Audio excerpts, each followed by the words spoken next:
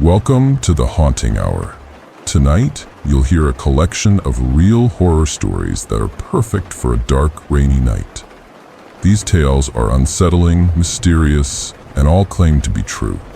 Whether you're here to sleep or stay up with the lights on, settle in, relax, and listen closely. If you enjoy these kinds of stories, make sure to subscribe and leave a comment below. Let me know which one kept you up the longest. I was 9 years old the first time I noticed the green room didn't echo. The rest of the house had that empty sound. You know the kind.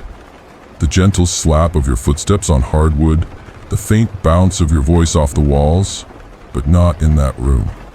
The moment I stepped inside, the air felt packed, like someone had stuffed it with cotton. No matter how loud I clapped or how much I talked, the sound just died. It was supposed to be a guest room, but we never had guests. The wallpaper was a faded forest pattern, and the windows faced the backyard woods. From the outside, it looked like every other room.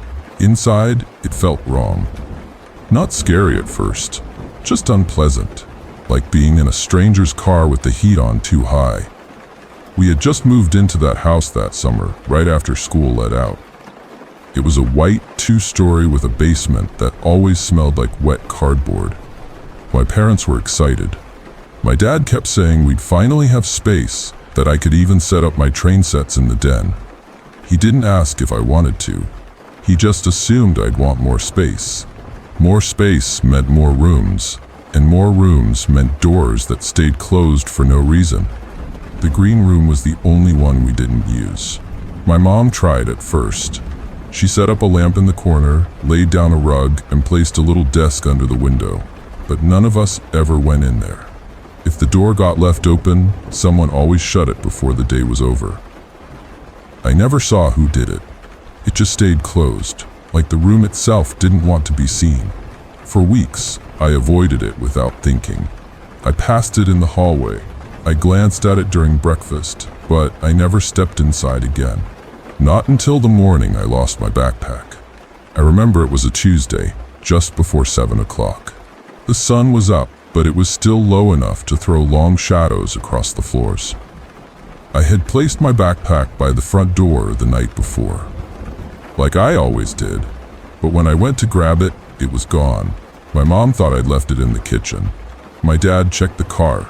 My sister, who was only 6 at the time, swore she hadn't touched it. I found it 15 minutes later, sitting in the center of the green room. The door was wide open. I froze in the hallway, watching it from a few feet away. There was no breeze in the house, no open windows, and no way that heavy door could have swung open on its own. I stepped inside and immediately felt the weight in the air again, like a vacuum had sucked all the movement out of the space. I picked up my bag and left without saying anything. I didn't tell my parents. I didn't even shut the door behind me. I just walked to school with my heart pounding. It happened again 2 days later. This time, it was the cordless phone. My mom had been looking for it all morning. She finally found it resting on the desk in the green room.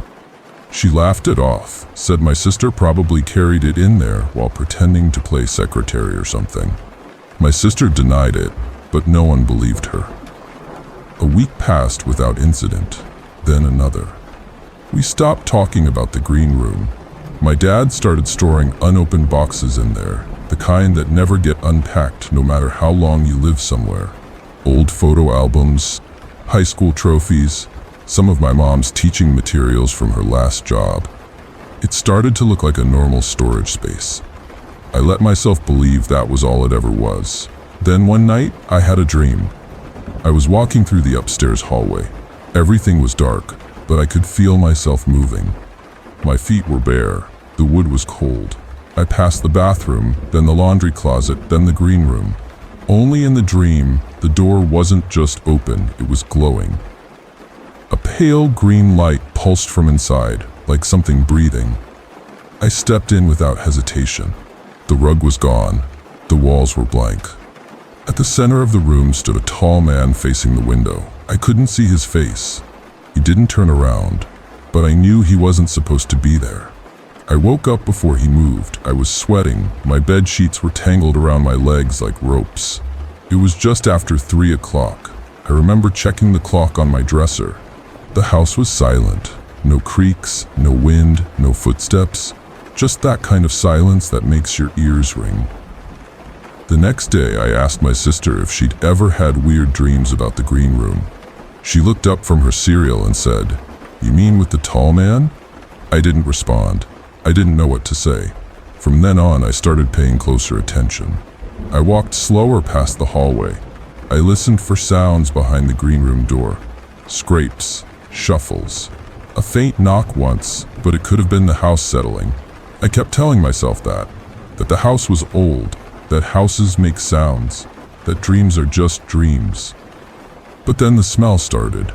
It was subtle at first, a kind of mildew scent, like damp leaves or an old basement. I noticed it most when I passed by quickly. By the end of the month, it was strong enough to gag me. My mom thought a raccoon had died under the porch. My dad checked the crawl space. They never found anything. One night, I got up to use the bathroom. I didn't bother turning on the hall light. I knew the way by heart. But as I reached the end of the hallway, I felt something shift behind me. Not the sound of movement, just pressure.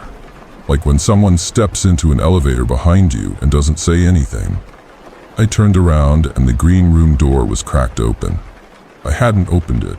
I was sure of that. I stood there for maybe 10 seconds, staring at that narrow opening. The smell hit me full force. It wasn't mildew anymore. It was worse. Like burnt hair and old water. I backed away and went back to bed. I didn't go to the bathroom. I held it until morning. A few days later, the dream came back. Same hallway, same cold floor. This time, the man was facing me. He had no face, just a smooth stretch of skin where his features should have been. His arms were too long. His hands hung past his knees. He didn't move. He didn't have to. I knew he had been waiting. I woke up to my bedroom door wide open. I always closed it before bed. Things escalated quickly after that. The television in the living room started turning on by itself. Always to static. Always at 4 o'clock in the morning. My dad blamed faulty wiring. My mom stopped going upstairs altogether, claiming her knees were acting up. My sister started sleepwalking, always ending up in the hallway just outside the green room. We never saw her go in. But more than once, I found her standing with her forehead pressed to the door. We took her to a doctor. Got blood work done. Nothing came back. Then one afternoon, I came home from school and saw something that still makes my stomach turn.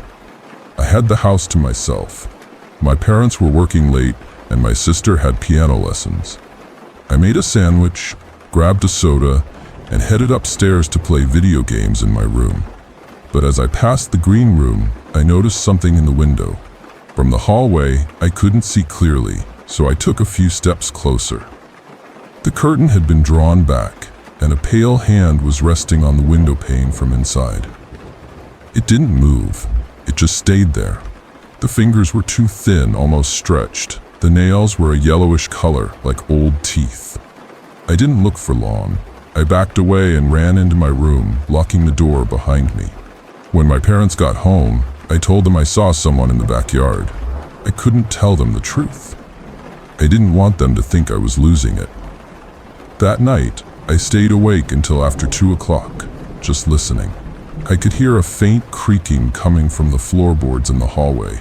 Not constant, just now and then, like someone was shifting their weight. I held my breath for so long I got dizzy. We didn't stay in that house for long after that. My dad got transferred to another city, and we moved before the next school year started. I packed my things without ever stepping back into the green room. The movers handled the rest. On the morning we left, I looked back at the house from the car window. All the curtains had been drawn except for one. The green room window was wide open. Not just the curtain, the actual glass. It was lifted like someone inside needed air. No one spoke the entire drive. For years, I tried to forget about it. I chalked it up to childhood fear, to bad dreams and overactive imagination. I told myself that the house was drafty, that electrical issues can be random, that smells can come from dead rodents in the walls. But deep down, I knew I had seen something that didn't want to be understood. Then, last week, I got a letter. It was addressed to me in looping cursive. No return address. Inside was a single sheet of paper, folded twice. No message, no signature, just a photograph. It was an old picture, slightly faded, showing a house almost identical to the one we lived in. Same porch, same second-story windows. But the green room curtain was pulled back, and the man from my dreams was standing behind the glass, faceless, waiting. I stared at the photograph for a long time. I turned it over, checked the envelope again, even looked for invisible ink under a lamp. Nothing. Just that single image, printed on matte paper, showing a house I hadn't seen in over 10 years, and a figure I had convinced myself wasn't real. I didn't sleep that night. I sat in the living room with the lights off, holding the photo in my hands, waiting for something to make sense. Every small sound set me on edge. The hum of the fridge, the tick of the wall clock, the wind brushing against the siding. None of it felt ordinary anymore. By 3 o'clock, I had made up my mind. I had to go back. The house was 3 states away. I hadn't been anywhere near it since the day we moved.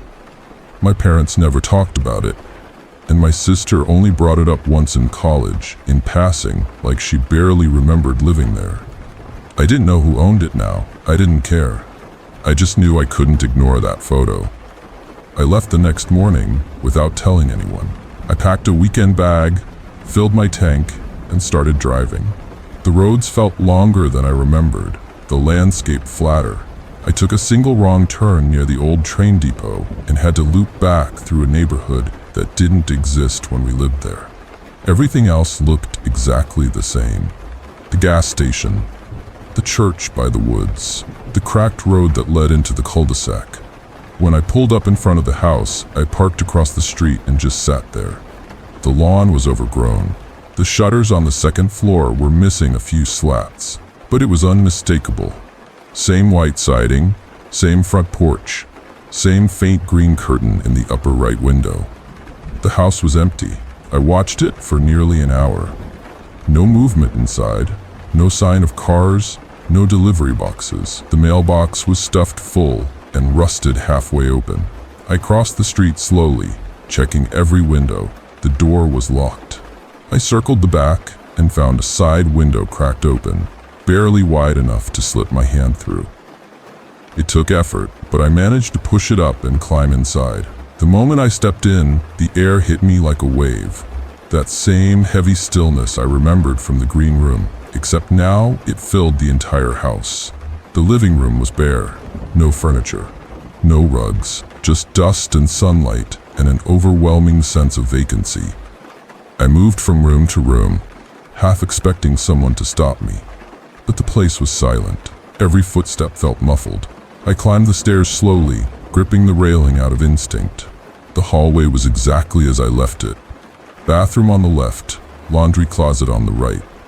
My old bedroom door was open, still marked by a single chip in the frame from when I slammed it too hard as a kid. And at the end of the hall, the green room. The door was closed. I stood there, unsure for the first time if I wanted to see what was behind it. My palms were sweating. My heart was pounding hard enough that I felt it in my throat. I reached for the knob, paused, then turned it slowly. The door creaked as it opened. The room hadn't changed. Same forest wallpaper, now yellowed and peeling at the corners. Same desk under the window, though the chair was gone. The rug had disintegrated, revealing warped wooden boards beneath. And yet, it was all still there. The weight, the pressure, the absence of sound. I stepped inside and shut the door behind me. The silence was total. I clapped once. Nothing. No echo, no bounce. I took a slow breath and walked to the center of the room. The window was fogged from the inside, though the air wasn't cold. I reached out to touch the glass and froze. In the reflection, I saw the tall man standing behind me. I didn't turn. I couldn't. Every muscle in my body locked in place. He was closer than I remembered. No face, no movement, just presence. I stared into the window until my eyes burned, then shut them tight. I told myself I was hallucinating, that it was the stress, the drive, the memory. When I opened them again, he was gone. I turned around slowly. The room was empty, but something had changed. The wallpaper had shifted. The forest pattern no longer looked like trees. It looked like limbs, twisted arms and elbows reaching upward. I blinked, and the pattern snapped back. I left the room without looking back. Downstairs, I sat on the bottom step and tried to calm down. I told myself I had gotten what I came for. Closure. Proof that the house was just a house, that whatever I saw was a product of fear layered over years of imagination. I stood, dusted myself off, and walked to the front door. Before I could open it, I heard a sound. A slow, dragging scrape from the hallway upstairs. Then another, then silence. I looked up the stairwell and saw the green room door slowly swinging shut.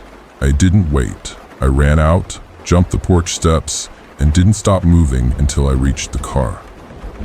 I drove straight back to my hotel, shaking so hard I could barely keep the wheel steady. That night, I dreamed of the man again. This time, he wasn't in the house. He was in the hotel room, standing at the foot of my bed. He raised one hand, palm outward, and pressed it against my chest. I couldn't breathe. My lungs felt like they were packed with dirt. I tried to scream, but no sound came out. When I finally gasped awake, my shirt was soaked through with sweat and the sheets were pulled halfway off the mattress. I drove home the next morning. Since then, I've received 3 more letters, each one with a photo. Different houses, different windows, same curtain, same faceless figure. I don't know what it means. I don't know how he found me or why he's still watching. But I know this, he wasn't a dream, he's real, and he's waiting for something.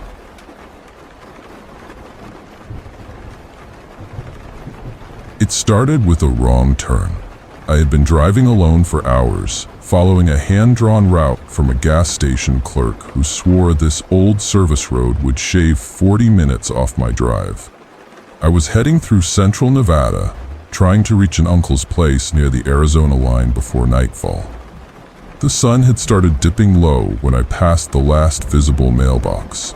After that, it was nothing but pale dirt, cracked asphalt, and hills that swallowed the horizon. The road narrowed as it wound into a dry canyon lined with brittle brush and pale, waist-high grass.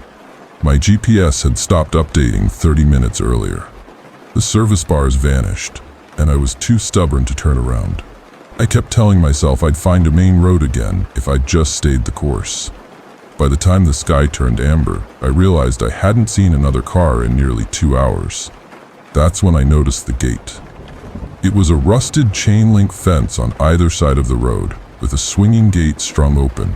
The sign on it was faded, barely legible, but I caught the words, "No trespassing" and "Property of State." I slowed, then coasted through, convincing myself it was an old utility site or some forgotten government road. About 5 minutes later, the world got quiet in a way I didn't like. I turned down the radio. The static was thick, no matter the station. That uneasy silence hit my chest harder than any sound. Then I saw the camper. It was parked sideways across both lanes, a small, weather-worn thing, pale blue and streaked with rust. The rear window was cracked open, curtains drawn, no lights inside. In front of it, 2 lawn chairs sat facing the same direction as if their occupants had just stepped away. But they hadn't. There were 2 people lying on the road, face down, arms stiff by their sides. A man in jeans and a woman in a sundress. Neither of them moved. Their positions felt too deliberate. I came to a slow stop, maybe 50 feet back, gripping the wheel so tightly that my knuckles burned. My first instinct was to help, but something about the scene didn't feel right. The trailer, the chairs, the bodies, it all looked like a photo staged for something I didn't want to understand. I leaned across the passenger seat and pulled my grandfather's revolver from the glove box. I had brought it for rattlesnakes, not corpses. But my fingers trembled as I loaded it. Every instinct I had screamed at me to stay in the car. My eyes scanned the roadside brush. No movement, no wind. The silence stayed thick and absolute. Even the insects were quiet. My heart pounded. I told myself I'd ease forward and veer around the bodies, keep the car moving, and get through. I studied the road.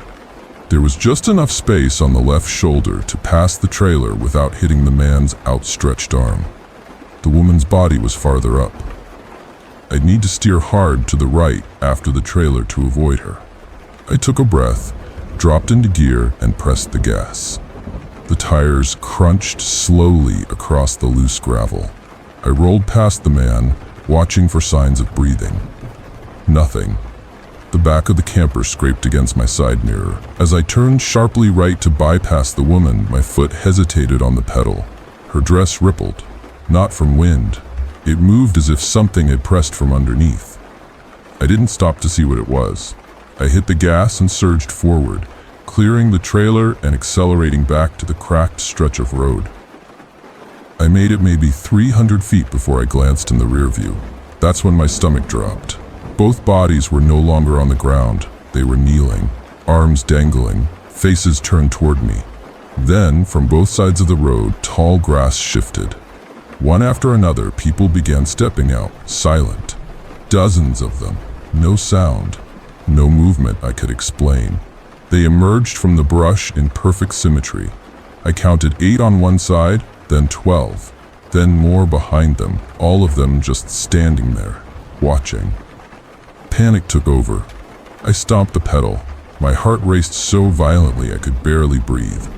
The road felt endless, stretching too far in every direction. I didn't slow down until I saw an old cattle gate flanked by dead fencing, marking what I hoped was the edge of that strange property. I passed it doing nearly 70, heart hammering, eyes darting from mirror to shoulder. The watchers didn't follow, but I kept driving anyway, well past nightfall. I didn't stop until I reached a lit gas station outside Kingman. When I finally stepped out of the car, my legs gave out. The attendant asked if I was okay. I told him I'd hit a jackrabbit and needed to rest. He nodded, offered me a bottle of water, and went back inside.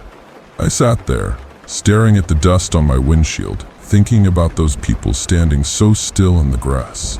The woman's dress, that camper. I never called the police. Never told anyone. Not even my uncle.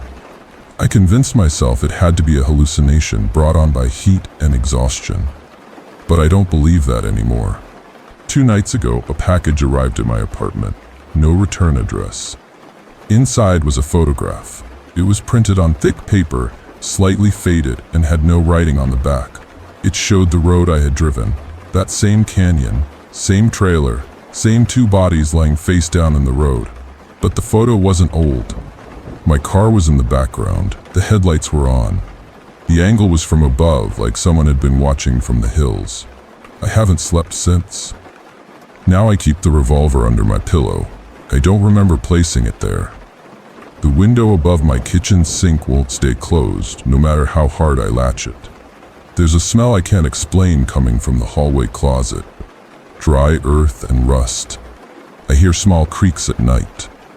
Light footsteps that stop when I look toward the door.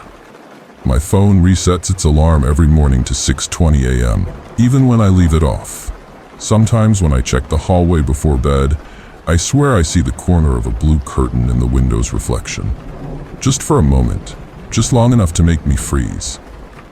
I live on the 3rd floor. There's no curtain outside, no trailer, no chairs. But I know what I saw. Something followed me back from that road. Not a person, not even a thing, just a feeling, a stillness that waits until I'm almost asleep before it moves. I haven't told anyone. Who would believe it? But every night I double-check the locks. I block the hallway closet with a chair, and I wait. Because sooner or later, the dress will ripple again. And this time, I won't be fast enough.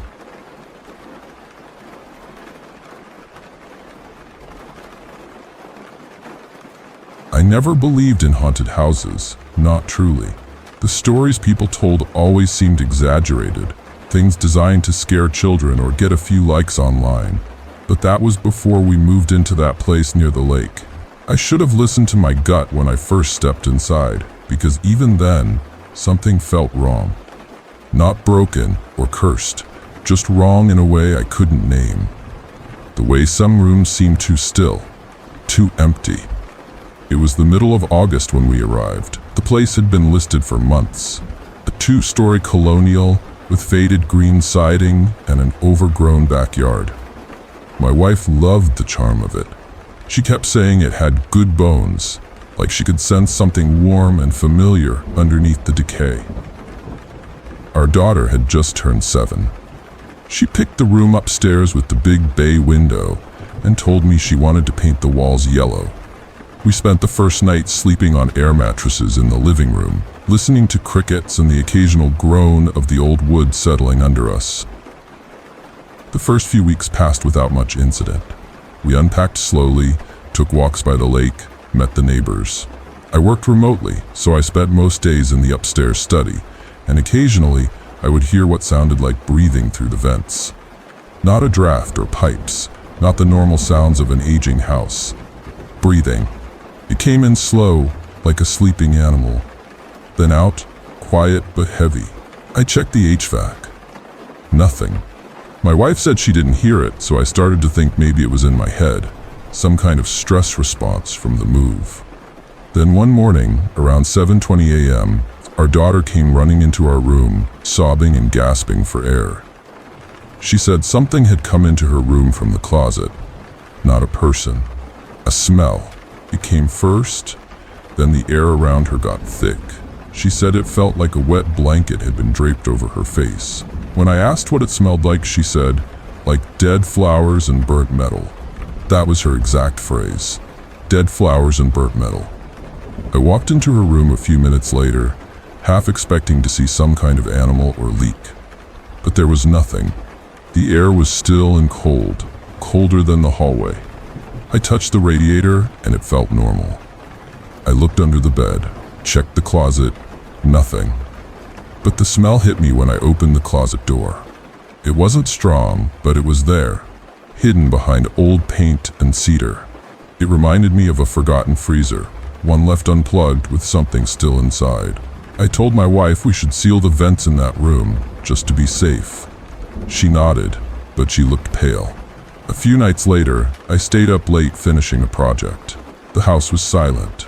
Around 2 o'clock, I started hearing something moving in the hallway. Not footsteps. It was slower than that, like fabric brushing against the floor. I stepped out and saw nothing. But the smell was there, faint, clinging to the air like heat after lightning. I stood there for a full minute, staring into the dark before going back to my desk. That same week, my wife's aunt came to visit. She was staying in the guest room, which shared a wall with our daughter's room.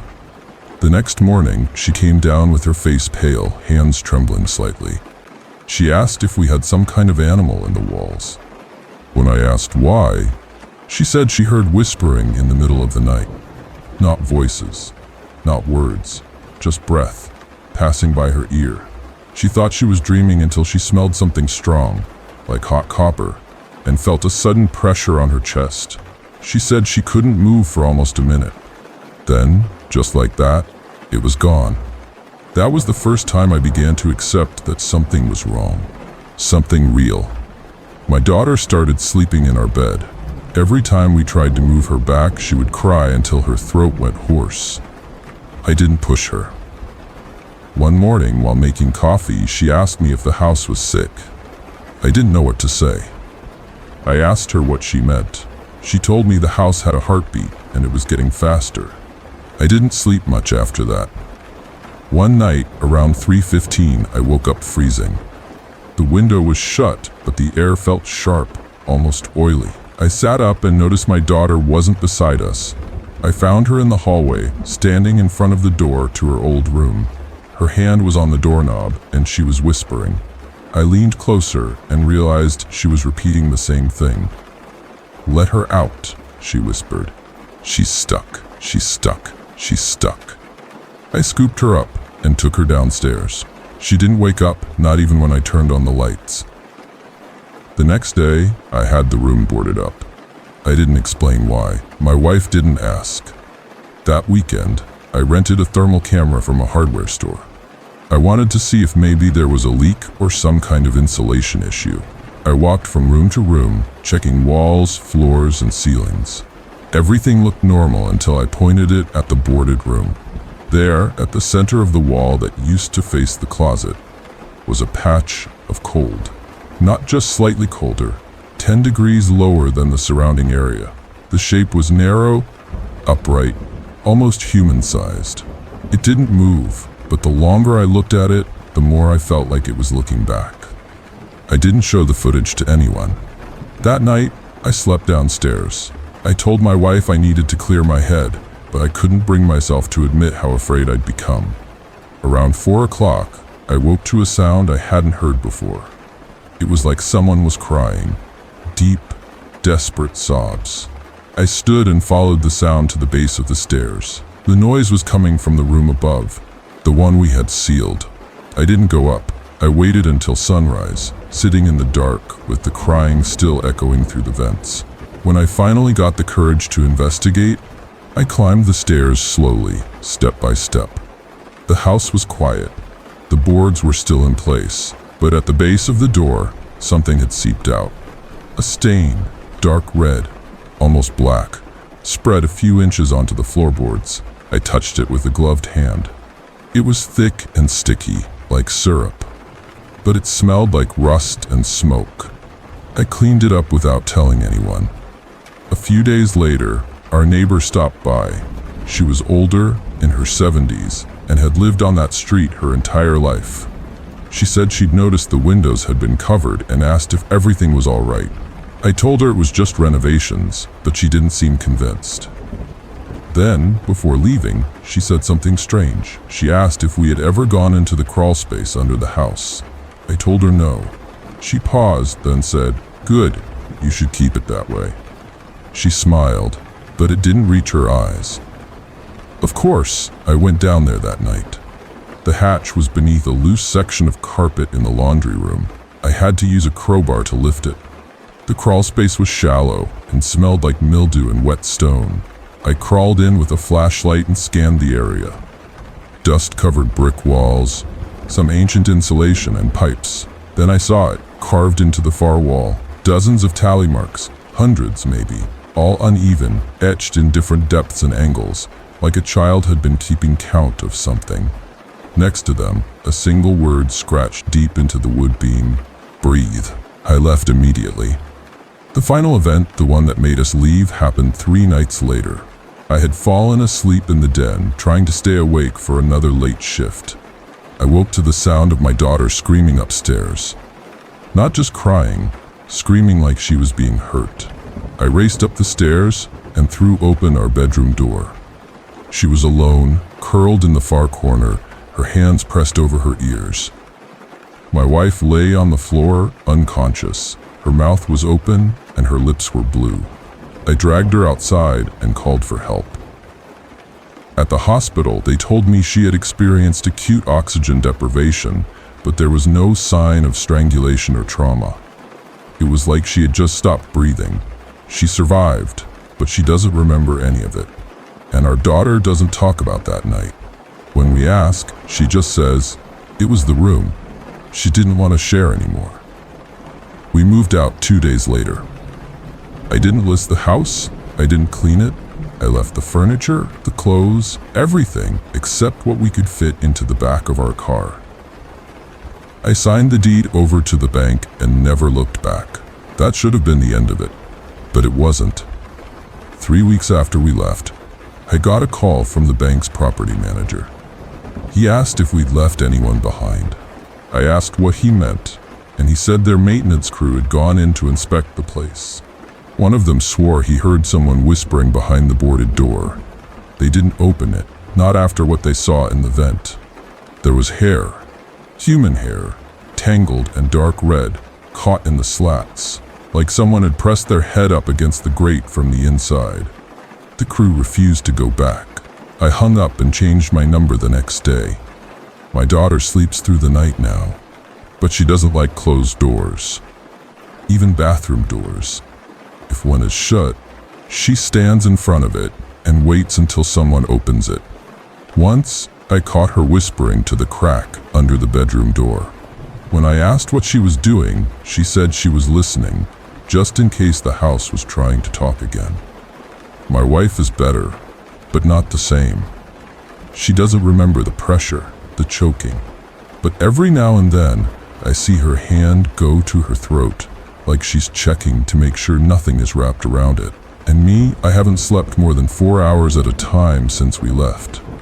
I keep hearing that breathing, not in our new home, not in my dreams, but in the spaces between sounds, in static on the radio, in the hiss of the shower. It waits there, slow and steady, like lungs filling with something that isn't air. Sometimes, late at night, I press my ear to the wall just to be sure. I tell myself it's not there, that we left it behind. But part of me wonders if that thing, whatever it was, didn't belong to the house at all. Maybe it belonged to us. Maybe it still does. Because last night, around 3 o'clock, I woke up to find my daughter standing in the doorway. She didn't say anything.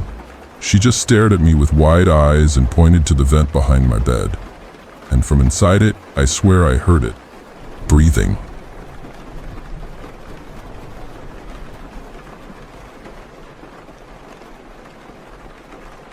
I had just moved into a small cabin outside of Gainesville, one of those aging rentals tucked behind a thicket of trees off a narrow road that barely made it onto maps.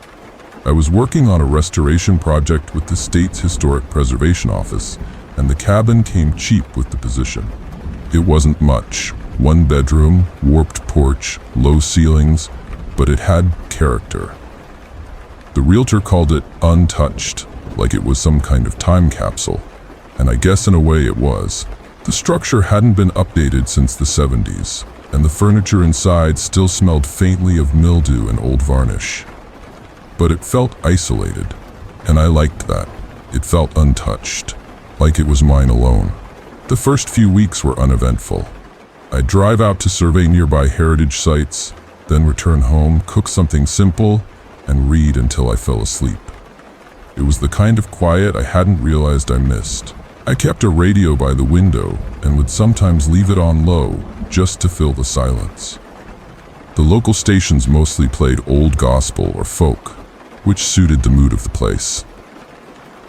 It wasn't until the end of October that things began to shift. It started with the wind. I know that sounds mundane, but I had gotten used to how the trees moved around the cabin, how the pines creaked during storms, and the leaves whispered when the breeze shifted. But one night, around 2 o'clock, I woke up to something different. The air outside was dead still, but I could hear a steady flutter, like cloth catching faint bursts of air. I sat up, confused, and listened. It wasn't the wind through the trees. It sounded closer, tighter, like fabric brushing against wood. I checked the windows, thinking maybe a curtain had slipped outside, but everything was closed. Still, the sound went on, soft, slow, circling the cabin. It reminded me of those old tapes of Buddhist monks spinning flags, that same rhythmic pulse. I told myself it could have been an animal, maybe a deer brushing against a tarp I'd left folded on the porch. But the sound didn't quite fit. It had a purpose to it, like someone was walking slowly, step by step, dragging something light behind them. The next morning, I did a full walk around the cabin. Nothing looked disturbed. The tarp was still folded, the leaves were untouched, and the dirt around the porch was smooth. No paw prints, no marks. Still, I couldn't shake the sound from my head. I tried to brush it off, but that night it returned. This time it was louder, and it didn't stay outside. I had fallen asleep around midnight, still dressed, with a book open on my chest. At some point, I woke to the same sound, fluttering cloth, slow and steady, but this time, it was inside the cabin. I stayed completely still, heart hammering, listening to the sound come from the corner near the stove. I hadn't left the door open. I hadn't forgotten a window. I knew that for certain. The air inside had changed too. It felt colder, but not in the way a breeze would feel. It was dense, like the air had thickened with something I couldn't name. I turned my head slowly toward the kitchen. The room was dark. but I could see the silhouette of the table, the chairs, the sink. Everything looked in place. But then, something moved. Just a ripple of black near the floor, like fabric catching wind that wasn't there. It passed from left to right, almost brushing the legs of the kitchen chairs. I couldn't see a body, just that cloth. It glided through the air, turned, and vanished behind the door to the back hall. When I finally moved, it was with that hot pulse of panic rising in my throat. I turned on every light and walked through the entire cabin. The back door was locked. All the windows were latched. I even checked the crawl space under the floor, something I hadn't dared to look at since moving in. Nothing. I sat up until dawn with the lights on, too afraid to close my eyes. I told myself I'd been dreaming, that maybe it was sleep paralysis, even though I'd never experienced it before. I tried to rationalize it. Maybe I had heard a passing truck, or the cloth had been a shadow. But the next day, while cleaning out the closet near the kitchen, I found something that made me stop cold. Folded neatly behind a box of old mason jars was a robe. It was long, black, and looked like something ceremonial. The fabric had a strange sheen to it, almost like oil on water, but duller, faded with age. I pulled it out slowly, not quite understanding why my hands were shaking. There were no tags, no lining, and no indication it belonged to anyone who had lived there before. But there was a smell to it, not mildew, not smoke. It was dry, almost powdery, like old ash mixed with something floral and decayed. I hung the robe on a nail behind the bedroom door. I don't know why I didn't throw it away. Maybe part of me thought it was a joke left behind by the previous tenant. But that night, I didn't sleep at all. I kept staring at the robe, watching the way it swayed slightly even when the air was still. Around 4 o'clock, I finally drifted off. I don't remember dreaming, but I woke up gasping. The air in the bedroom felt heavy again, like every molecule had thickened into syrup. I was lying on my back, unable to move, and I knew immediately that I wasn't alone. My eyes moved before the rest of me could. I scanned the ceiling, then the walls, and finally the corner by the closet. That's when I saw her. She wasn't standing. She was crouched in the corner, knees bent, spine twisted slightly, like her bones didn't quite fit her skin. Her head was tilted down, with hair hanging like wet ropes over her face.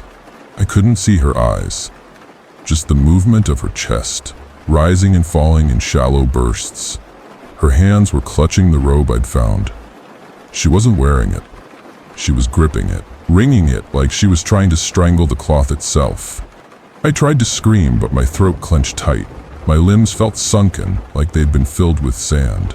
I couldn't look away. Slowly, she lifted her head and I saw her face. Her eyes weren't blank or glowing or empty like in movies. They were human, wide, glazed with something that looked like terror and fury mixed into one.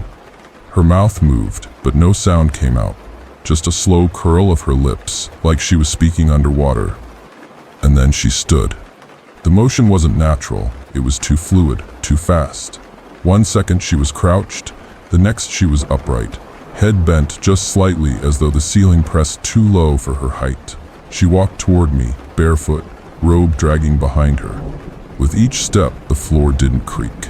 There was no weight. She reached the edge of the bed and stopped. Her hand reached out, and I felt the air around my face change. Cold, but with a dry heat beneath it, like opening an oven and walking into winter at the same time. Her fingers hovered over my chest. I could see her nails, split, yellowed, filed to points like brittle glass. Then she touched my sternum, just one finger pressing hard enough that I felt it push through my skin. That's when the pain started, not sharp, dull and invasive, like something burrowing. My heart pounded so hard it felt like it might bruise my ribs from inside. She leaned down, pressing her face closer to mine. Her breath smelled like burnt flowers. I don't know how else to explain it. Sweet at first, then rotten. Right as I thought I'd pass out, the lights flickered. All at once, every bulb in the house stuttered like they were trying to scream. The robe behind the door lifted on its nail and flew across the room. It landed at her feet. She turned to look at it. Then she vanished. Not in a puff, not in a blink. She just wasn't there anymore. I gasped and scrambled off the bed, heart pounding so loud I could barely hear myself move. I flicked on every light again, checked every corner, every shadow, even opened the fridge and cabinets like she might be hiding inside them. Nothing. But the robe was still on the floor. I burned it the next day, took it into the woods behind the cabin, poured lighter fluid on it, and set it on fire. The fabric didn't burn right away. It smoked, curling and snapping like it was alive, and for a moment I thought I heard something, soft sobbing coming from inside the flames. Then it was gone. The robe, the sound, everything. But it didn't end there. A week after I burned the robe, I started waking up with scratches across my chest. They weren't deep, just shallow enough to sting when I showered. I checked the sheets, the springs under the mattress, even inspected the edges of my nightstand to see if I'd somehow done it myself. But the lines were too clean. 4 at a time, like a hand had raked down my skin while I slept. I stopped sleeping in the bedroom, started keeping the lights on again. I even went into town and bought a motion-activated camera, the kind used for hunting trails. I mounted it high on the bedroom wall and left it running overnight while I slept on the living room couch. The first night, nothing happened.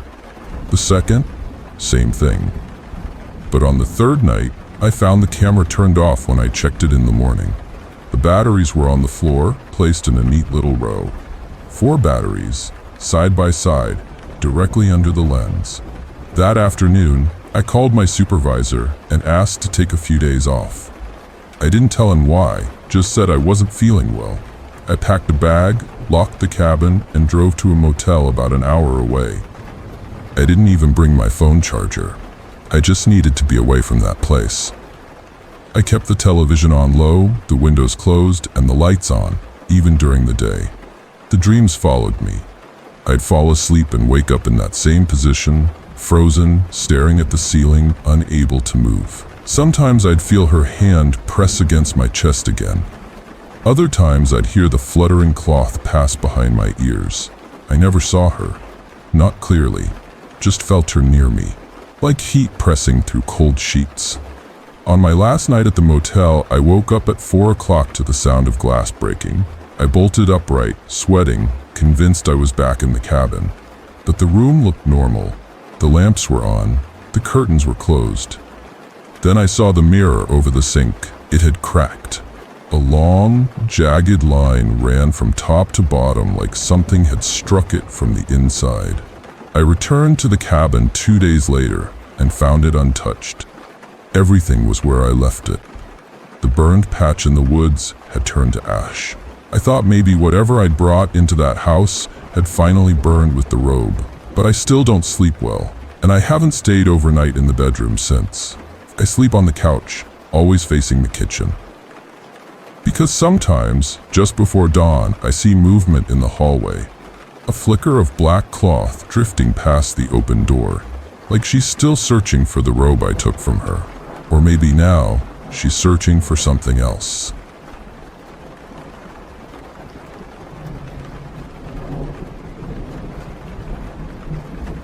It started the summer I worked maintenance for the state's forest preservation program. I was 22, broke, and looking for something quiet after dropping out of school. They assigned me to a tiny outpost cabin on the edge of an undeveloped woodland preserve in eastern Oregon. My only task was to log soil data, report trespassers, and service the weather instruments once per week. Other than that, I was told to enjoy the peace. The site had been dormant for over a decade.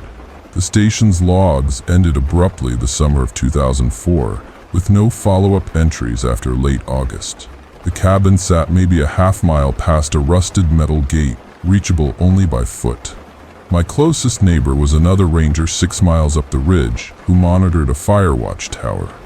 The land around my cabin sloped toward a narrow stream, which fed into a gully the map listed as Drainage 42. On the first morning, I found a rusted pole sunk into the hill behind the cabin. A weathered placard hung from the top, but the ink was long gone. When I mentioned it during orientation, the supervisor just shrugged and said it was probably from an old geology survey. I thought nothing of it at the time. For the first week, everything felt like the solitude I had hoped for. Mornings were quiet, the trees soaked up most sound, and I could walk for hours without seeing any signs of wildlife or hearing a single car. It wasn't until the second week that I began noticing the smell. It was strongest near the drainage ravine. A sour, metallic stench that came and went depending on the wind. I assumed a deer had died in the gully and left it alone. But each morning I checked the stream, and each time I saw nothing but clear water and old pine needles. No birds circled overhead. No insects buzzed near the banks.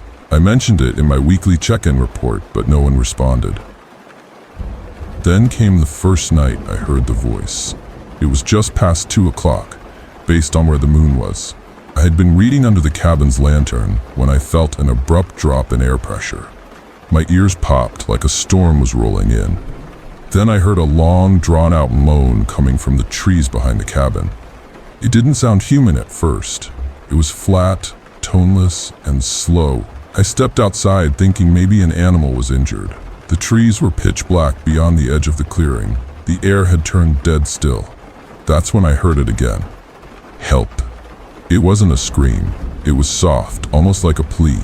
It came from deep in the trees. I scanned the trail leading to the drainage, but saw no movement. I waited, holding my breath until I heard it again. Please, down here.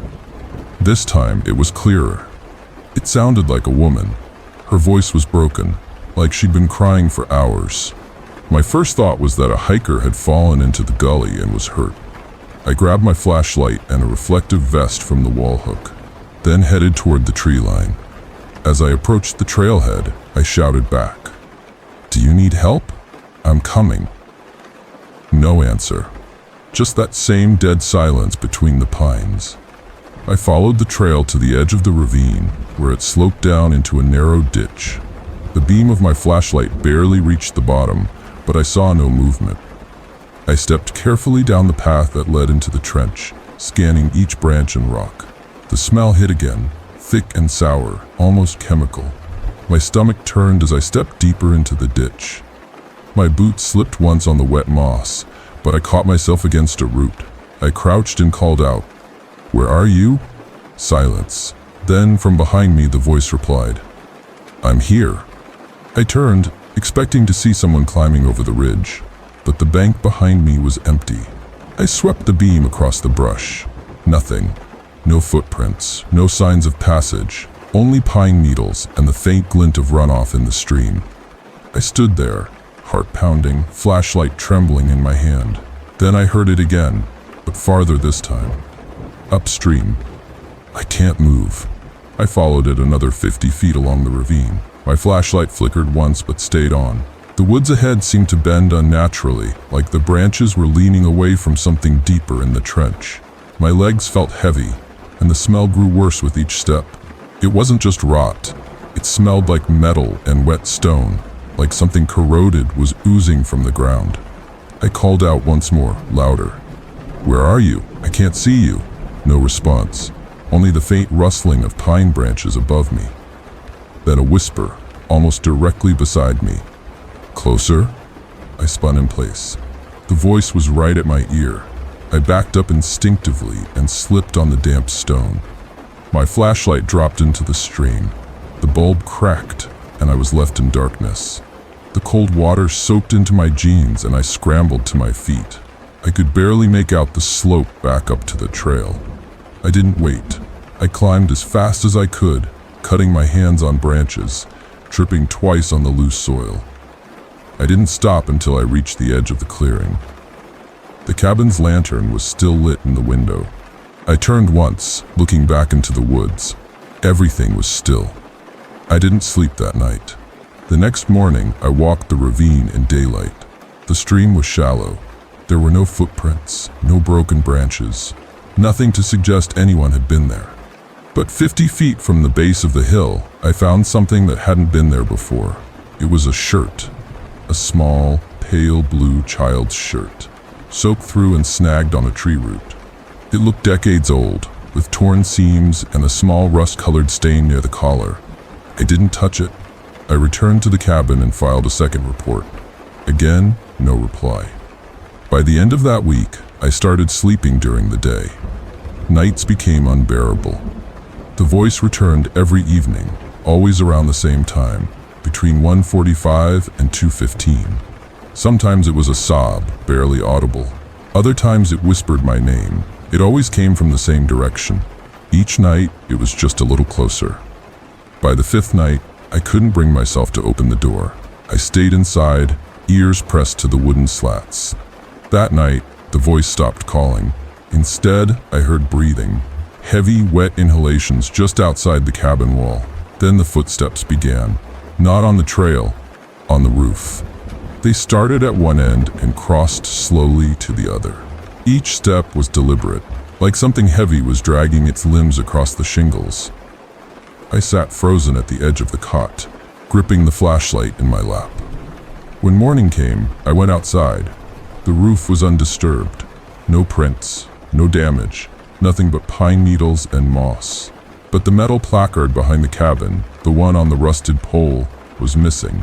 In its place was a small pile of wet stones, stacked deliberately at the base of the hill. I considered leaving that afternoon, but the next shuttle wasn't scheduled for another week. The outpost didn't have a vehicle. The trail was too steep for one, and the weather had turned. Rain was forecast all week, and the fire road down the ridge was mostly clay. I was stuck. I spent most of the sixth day inside, trying to sleep. Around 5 o'clock, the rain began. It came down hard, drumming against the tin roof and soaking the clearing within minutes. I sat by the stove, trying to read, but couldn't concentrate. I kept thinking about the shirt, the way it looked half-buried, like it had been washed down the stream and caught on the root. That night, I didn't light the lantern. I lay in the cot, listening to the rain. At 2 o'clock, the voice returned. Only this time, it wasn't calling for help. It was laughing. A slow, broken laugh that rose and fell in unnatural rhythm. It echoed between the trees, layered over the rain. I pressed my hands to my ears, but it did nothing. The sound was inside the cabin somehow. It sounded like a child. Then I heard the drain gurgle. I hadn't used the sink that day, but water was moving through the pipes beneath the floor. It burbled once, then twice, like something was crawling through it. I jumped up and checked the basin. Nothing there. No water, no pressure in the pipes. But beneath the cabin, something thudded against the foundation. Once. Then again. Then it began to scrape. I backed away from the wall and grabbed the hatchet from the rack by the door. I stood in the center of the room, shaking. The sound continued for almost an hour, dragging around the edges of the cabin, always beneath me. Then it stopped. The silence was worse. I didn't move until dawn. When I stepped outside, I saw what had caused the scraping. All around the cabin, there were shallow lines etched into the soil. Thin, parallel marks like claws. The ground looked torn up, especially near the drainage path. But what disturbed me most was the pattern. The scratches formed a spiral centered on the pole behind the cabin, the same pole where the placard had once hung. That afternoon, I found an old binder tucked beneath a loose floorboard. It was marked Maintenance Logs Drainage 42. Most of it was soil reports, precipitation tables, and maps. But the last entry chilled me. It was dated August 26, 2004. The writing was frantic, smudged in places. It read, "Third night of voices. Sounded like a child, breathing under the floor. Placed placard to warn others. Do not engage, do not follow." The entry ended mid-sentence. The pages after were blank. That night, I left a note on the desk. I wrote what I had experienced, then packed a bag. I waited for daylight and hiked down the ridge. I didn't stop until I reached the nearest ranger station 15 miles west. When I told them what I had heard, they didn't laugh. One of the senior staff members said the outpost had a history of strange reports. Most had been dismissed or lost over time. The station was meant to be decommissioned after 2004, but the paperwork was never finalized. The following week, the area was marked off. Access was restricted. The old trail was erased from maps. But even now, when the wind shifts at night and the rain begins to fall, I swear I can hear it again. That broken voice in the drainage woods. I moved across the country a few months after that. I never went back to Oregon.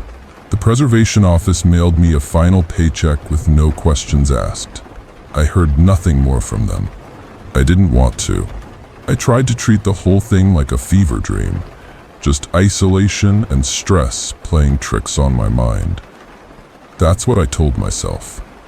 That's what I still try to believe. But 3 years ago, something happened that made me question whether I ever really left it behind. I had been working late at a print shop in Boise. I locked up around 10 o'clock and started walking to my car. The lot was empty except for one small van parked near the edge. As I passed it, I felt something catch in my throat. A sudden tightness that made me stop mid-step. The van had its back doors open, and inside was a stack of old weather equipment. Rusted brackets, wind gauges, rain measurement tubes, and in the middle of it all, leaning against the back wall, was a small metal placard. It was corroded but intact. The words etched into the surface were clear. Drainage 42, do not respond to vocalizations. I stood there, staring at it. My hands went numb. The wind picked up slightly, swirling grit across the asphalt. Then, from somewhere behind the dumpster near the alley, I heard it again. That same voice. Whimpering. Soft. Childlike. Help! It was barely audible, muffled by the wind. But it was the same tone, the same cadence I had heard in that ravine. My chest tightened. I got into my car and locked the doors. I didn't look back as I pulled out of the lot. That night, I didn't sleep. I sat in my apartment, lights on, phone in hand, watching the corners of the room. The whisper never came again, but the air never felt still after that. The next day, I called the number from the preservation office's old file. It had been disconnected. I haven't told anyone else.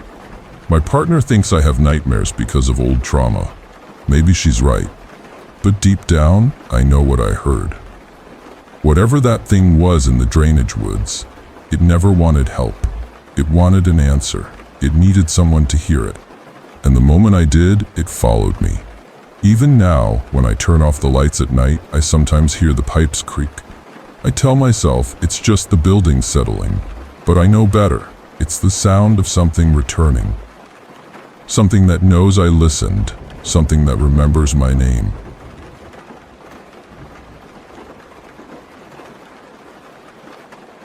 I didn't realize how deep the woods went until I lost the trail. I had been hiking since early morning, chasing a route I'd found in an old trail guide from the 1980s. It was one of those faded, spiral-bound books my uncle left behind when he passed. The kind with ink sketches instead of pictures, and warnings about terrain that hadn't been updated in decades. I wanted solitude, and I figured an abandoned trail would offer that. I didn't expect it to lead me somewhere I wasn't supposed to find. By early afternoon, the sun was high and my GPS had already given up. The signal blinked out about 2 miles past the old fire road.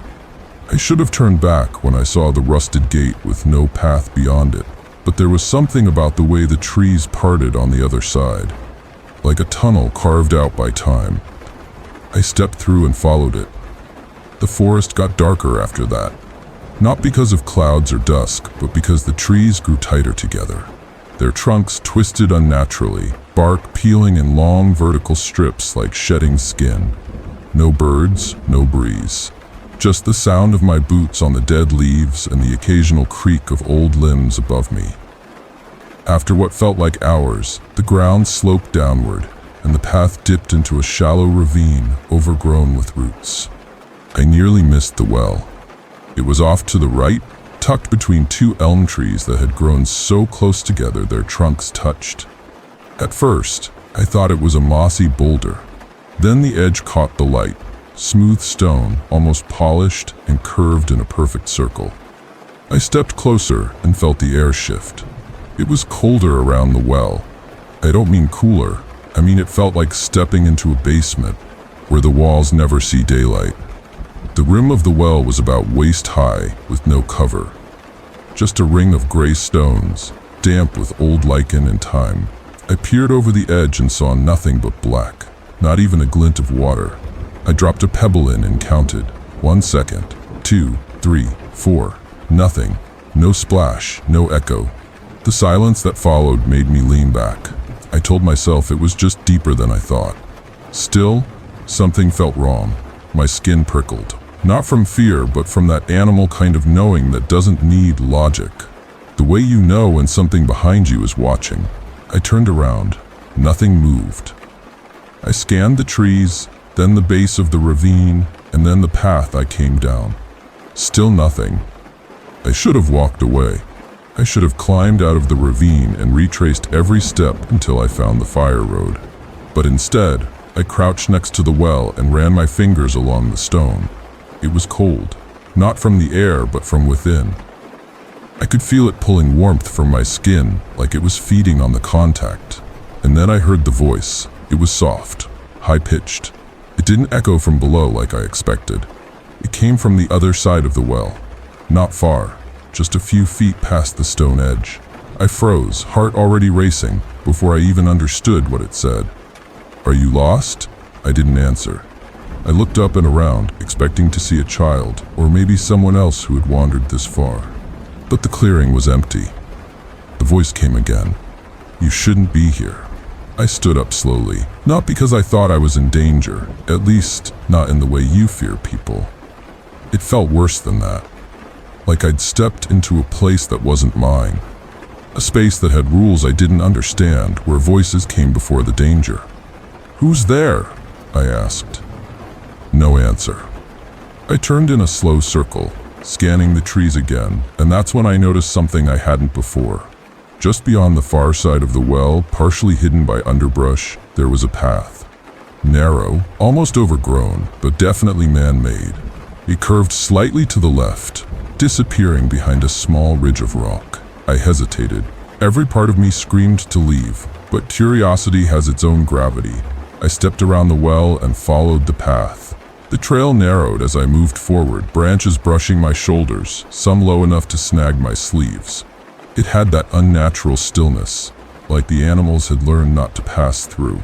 I walked for maybe 10 minutes, maybe more. Then the trees opened, and I saw it. An old house. No, not a house. A structure. Low and square, made from weathered gray planks. The roof sagged in the middle, and vines crept up the walls like veins. No windows. Just a single wooden door set crooked in the front, with the number 43 burned into it. The number made no sense. There were no other buildings, no signs of a road or a town. Just this structure sitting in the forest like it had grown there. I don't know why I reached for the handle. Maybe I thought someone was inside. Maybe I was still thinking about the voice, about the possibility that a person had spoken to me. When my hand touched the doorknob, it turned without resistance. The door creaked open. The smell hit me first. Damp wood, mildew, something sour beneath it, like old meat left out in a warm room. The inside was dark, but not pitch black. Light filtered in through gaps in the walls, casting long stripes across the floor. There was no furniture, no signs of life, just a square hole in the center of the floor. It wasn't large, maybe 3 feet across, but it was cut clean. The boards around it were darker, stained by something that had dried and sunken in over time. I stepped closer. That same cold draft I'd felt at the well rose from the hole. A chill that went straight to the bones, and then the voice came again. "Don't go near it." This time it was behind me. I turned fast, nearly slipping on the warped boards. No one was there. The door still hung open, nothing but forest beyond it. But I knew what I heard. I called out, asking who was speaking, but the silence swallowed my words. I should have run. I should have closed the door and never looked back. But I couldn't stop staring at the hole. Something about it felt unfinished. Not just the shape of it, but the sense that it was waiting. I don't remember dropping to my knees. I remember leaning over, trying to see how deep it went. There was no light, not even the hint of reflection. I held my breath and listened. At first, nothing. Then slowly I began to hear something. It wasn't words, it was breathing. Not mine. It was slow, rhythmic. Inhale, pause, exhale. It didn't change when I spoke, it didn't react to sound. It just kept breathing, steady as sleep. I backed away and stood up, heart hammering so hard I could feel it in my throat. That was when the door slammed shut behind me. The sound echoed off the wood and punched through the silence like a gunshot. I turned and ran toward it, grabbing the knob. Locked. I twisted and pulled, but it didn't budge. The room got colder. The breathing from the hole grew louder, more labored, almost like something waking up. I looked around for another way out, but the room had no windows, no other doors.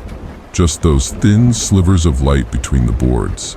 And then something rose from the hole. I didn't see it at first. I saw the shadow. It stretched across the floor before I saw what made it. Not a person, not an animal. Something with shape, but no clarity. Like it borrowed form from what it touched.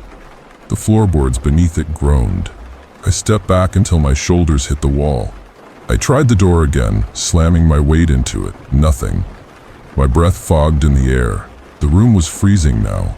The shape didn't move fast. It crawled up the sides of the hole like smoke clinging to a ceiling. It didn't have eyes, but I knew it saw me. I knew because the breathing stopped. That silence was worse than anything. Then it spoke.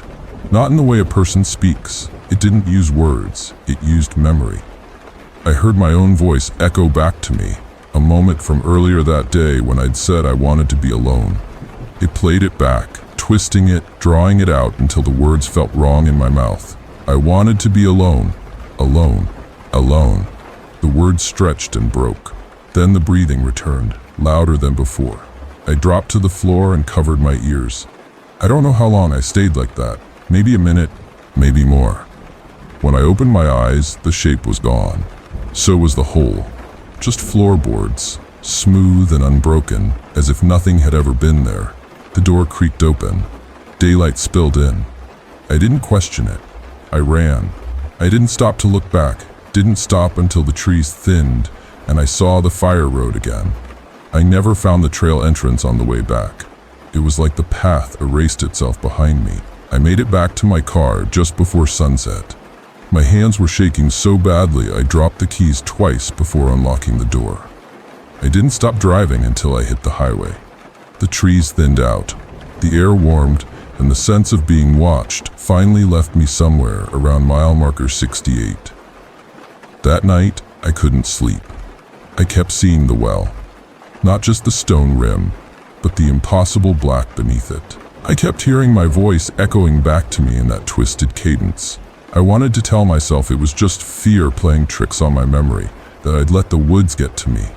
But I knew better. The next morning, I went online and tried to find out anything I could. Old trail maps, forums, hiker message boards. I looked up the number burned into that door. 43. Nothing came up. No old park ranger logs, no missing structures, no record of a well in that part of the woods. It was like none of it had ever existed. A few days later, I called my uncle's old hiking friend, a man named Alton, who used to backpack those woods back in the 70s.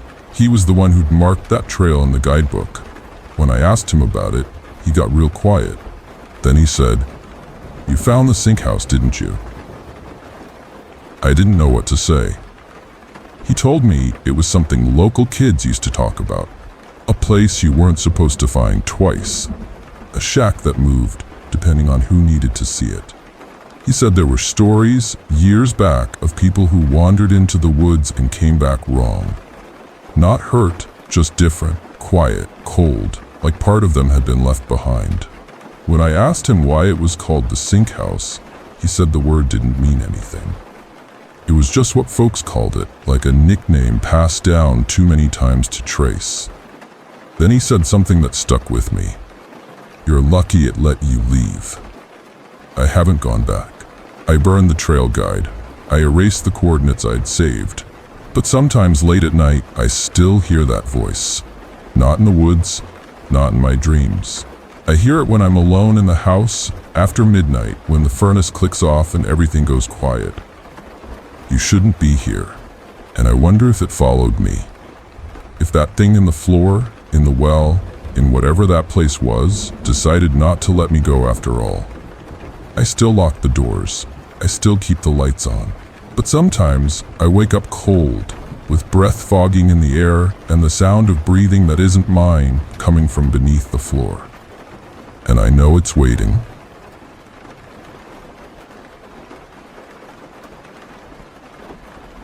It's been more than 30 years since I moved out of that house, but I still think about what happened in the attic. Not every day, not even every week, but when I do, the memory floods in all at once.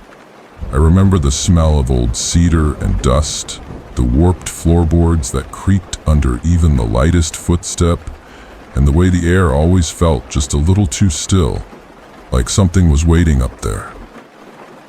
My parents bought that house in the spring of '84. It was a big place out in the country, the kind of home people dream of retiring in, with wide fields, a wraparound porch, and more space than we ever needed. I was 9 years old when we moved in, and for the most part, it felt like paradise. There were woods behind the backyard where I could disappear for hours, and the neighbors were far enough away that it felt like we had the entire world to ourselves. The attic was mine from the beginning. My dad set it up as a playroom the first week we moved in. He dragged up a few old area rugs, strung some Christmas lights across the beams, and brought up my toys, books, and a small rocking chair he found at a garage sale. I spent every afternoon up there, sprawled out on the floor with my toy trains or thumbing through comics. The light filtered in through a single round window at the far end, painting everything in soft orange during sunset. It felt untouched, like it was mine alone. The attic had no door, just a narrow staircase that led up from the hallway near my bedroom.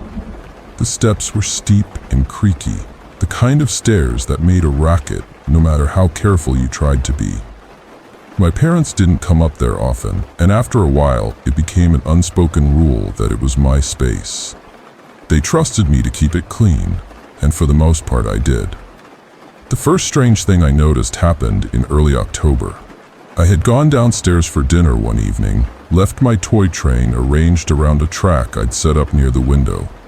When I came back up later that night, the train had been moved. Not just nudged or knocked out of place, the entire layout had changed. The cars had been rearranged in a different order, and a few of the trees I'd propped up alongside the tracks had been flattened. I figured my dad had been messing around while I was out of the room. He liked to tease me sometimes, and the attic gave him the perfect excuse. But when I asked him the next morning, he looked confused. He swore he hadn't even been upstairs. I didn't think too much of it at the time. I was a kid. A lot of things didn't make sense to me yet. But it kept happening. Not every day, but often enough that I started paying attention. I would leave something in a certain place. A toy soldier standing watch near the top of the stairs, or a book open to a certain page.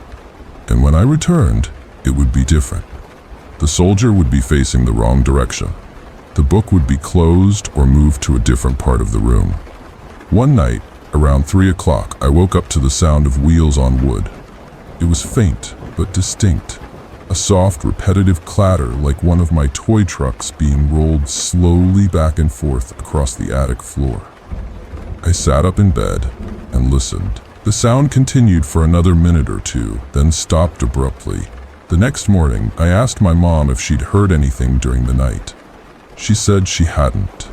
My dad just shrugged it off, said the house was old and probably settling. I wanted to believe him, but I knew what I'd heard. A week later, I stayed up late reading under my blanket with a flashlight. It was close to midnight when I heard it again, the soft, rhythmic squeak of the rocking chair. At first, I thought maybe the wind had blown in through the attic window, but it had been shut for days. The sound was steady, like someone was sitting there gently rocking back and forth. I didn't sleep after that. I just lay there in the dark, frozen, waiting for the noise to stop. It didn't, not until nearly dawn. The next day, I asked my mom if she had been up in the attic that night. Her expression changed. She put down her coffee and looked at me for a long moment before saying no, she hadn't. Then she asked why. I told her about the sound of the rocking chair, and she said I was probably dreaming.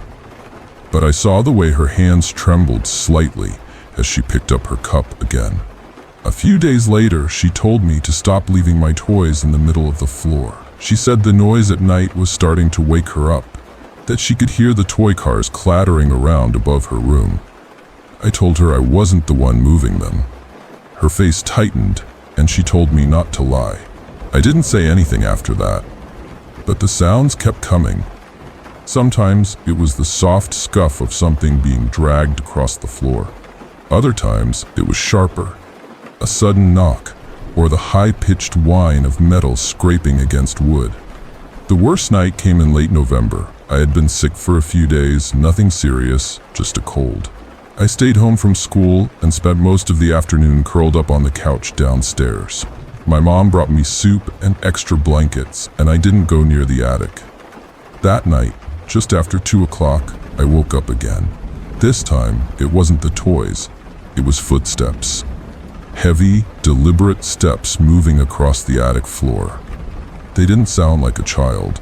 These were slow, methodical, and unnaturally spaced. I held my breath, straining to hear. The steps stopped. Then I heard the soft creak of the rocking chair again. I couldn't move. My chest felt tight, and my arms had gone numb from fear. I stared at the ceiling, willing the noise to stop.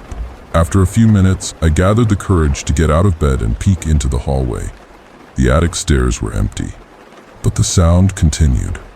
The next morning, my mom looked exhausted. She asked me, again, to stop playing in the attic at night. I told her, once more, that I hadn't been up there. This time, she didn't argue. She just looked away and said, maybe it's time to put your things in a different room. But we didn't move the toys. Not right away. It wasn't until the morning she found the rocking chair turned completely around, facing the staircase, that she finally made up her mind. She came upstairs with a cardboard box and told me we were packing everything up. She didn't explain why. She didn't need to. As we were cleaning, I noticed something I hadn't seen before. A small set of handprints on the attic window. They were smudged, barely visible, but clearly there. Too small to belong to my dad, too low to have been mine. I didn't say anything. That night, the sound stopped. Weeks passed, then months. The attic stayed empty, the toys stored away in the basement. My parents never brought it up again. I stopped asking questions. Life moved on, but I never forgot. Years later, long after we'd moved out, I asked my mom if she remembered those nights. The sounds, the handprints, the rocking chair. She hesitated before answering. Then she told me something I'd never heard before. She said that one night, back in November, she had gotten up to go to the bathroom around 2:15. As she stepped into the hallway, she saw someone at the top of the attic stairs. A small figure, no taller than a child, standing perfectly still, watching her. She thought it was me at first. But when she turned to check my room, she found me sound asleep in bed. By the time she looked back, the figure was gone. She never saw it again. I asked her why she never told me. She said she didn't want to scare me, that she thought maybe it had been a dream. But I could see in her eyes that she didn't believe that. Neither do I. To this day, I don't know what I was sharing that attic with. I never saw anything myself, but I heard it. I felt it. The air always felt wrong up there, heavy and expectant, like the space was waiting to be noticed. Now, whenever I hear the sound of a rocking chair or the clatter of small wheels on wood, I'm right back in that room, watching, waiting, listening for the sound of footsteps that don't belong. And I still have that toy train. It sits in a box at the back of my closet, untouched for decades. But sometimes, when I wake in the middle of the night, I swear I can hear it moving. Slowly, deliberately across the floor. I haven't opened the box. I don't think I ever will. When I got older, I started to wonder if maybe it had been a child. Not one of flesh and blood, but something else. Something that had lingered in that house long before we ever moved in. It didn't feel malicious at the time, but I was young. What I saw as curiosity might have been something darker, something searching for a way in. 2 years ago, out of idle curiosity, I searched the address online. The house was still there. The porch had been repainted, the yard fenced in. I found a listing from the previous decade with photos of the interior. The attic looked exactly the same. Same round window, same exposed beams, same sloped ceiling and wooden floor. But what chilled me was one of the close-up shots. The camera had been placed just inside the attic entrance, facing the far end. Near the window, in the corner of the frame, stood the rocking chair. I hadn't thought about that chair in years. We never took it with us when we moved. My parents left it behind, said it wasn't worth bringing. But there it was, in the photo, the exact same one. Same peeling paint, same worn seat cushion. I zoomed in as far as I could. There were small prints on the window again, clearer this time. Pressed flat against the glass, just like before. 5 fingers, too small to be adult. I closed the listing and didn't sleep that night. Last winter, I ran into a woman at a work event who mentioned she grew up near the same town. We started talking about old neighborhoods. And when I mentioned the road we used to live on, she got quiet.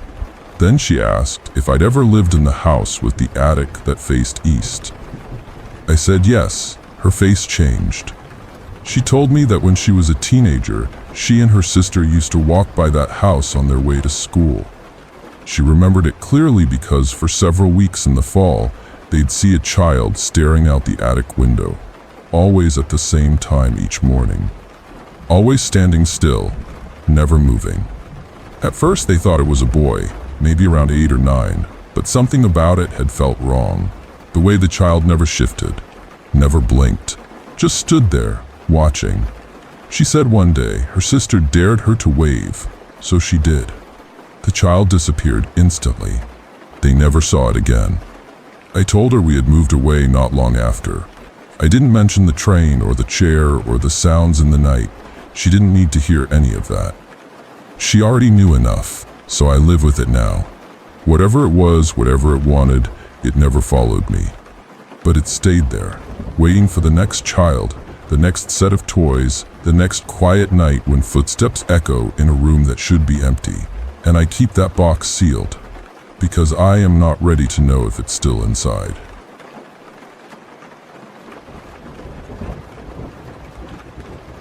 I never believed in anything beyond what I could see. I wasn't raised religious, I didn't chase after ghosts, and I never put much weight into stories people told about haunted houses or cursed objects.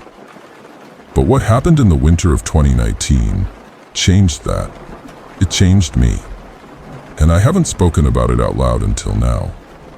At the time I had just moved into a rental house in the northern hills of Pennsylvania. It wasn't remote exactly, but it sat far enough outside of town that the silence felt heavier. The trees around it were tall, their branches black and slick with ice, and at night the wind made the siding groan in a way that took some getting used to. The house itself was a 2-bedroom with faded green shutters, an old chimney, and warped floorboards in the hallway. It was cheap, which was all I cared about. I was going through a breakup, and I needed space, something quiet, something mine. I'd been there almost 2 months when everything started. It was early January, the kind of cold that makes your teeth ache when you breathe through your mouth.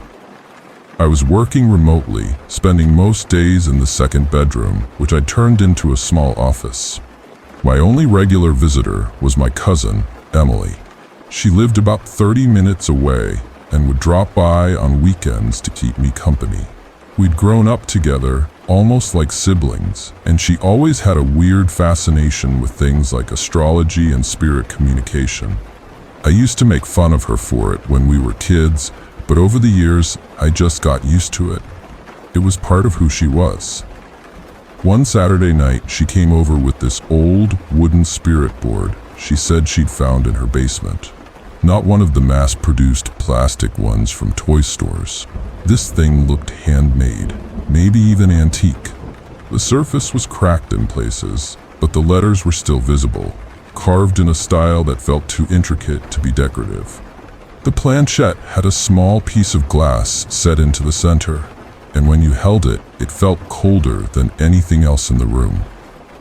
I remember asking her what the hell she was doing bringing that into my house. She just laughed and said she thought it would be fun to try it. I told her I didn't believe in any of that. She said it didn't matter. We waited until after dinner, and by that point, I'd had enough wine to agree. We sat cross-legged on the floor of the living room. The lights were dim, and she lit a few candles along the windowsill. I remember how quiet it got. Even the furnace stopped running for a while, like the whole house was holding its breath. She told me to put my fingers on the planchette and close my eyes. I did it, feeling foolish the entire time. She whispered something. I didn't catch it. Then she asked if anyone was there. Nothing happened. We sat like that for maybe 2 minutes, and just when I started to laugh and pull my hands away, the planchette moved. It was subtle, a slow drift toward the letter H. I looked at her, thinking she was messing with me, but she looked just as confused. We both waited. The planchette slid to E, then L, then P. We didn't spell out the whole word. It stopped halfway through the P and just froze. I told her that was enough. I didn't feel like joking anymore. We put the board away and tried to forget about it.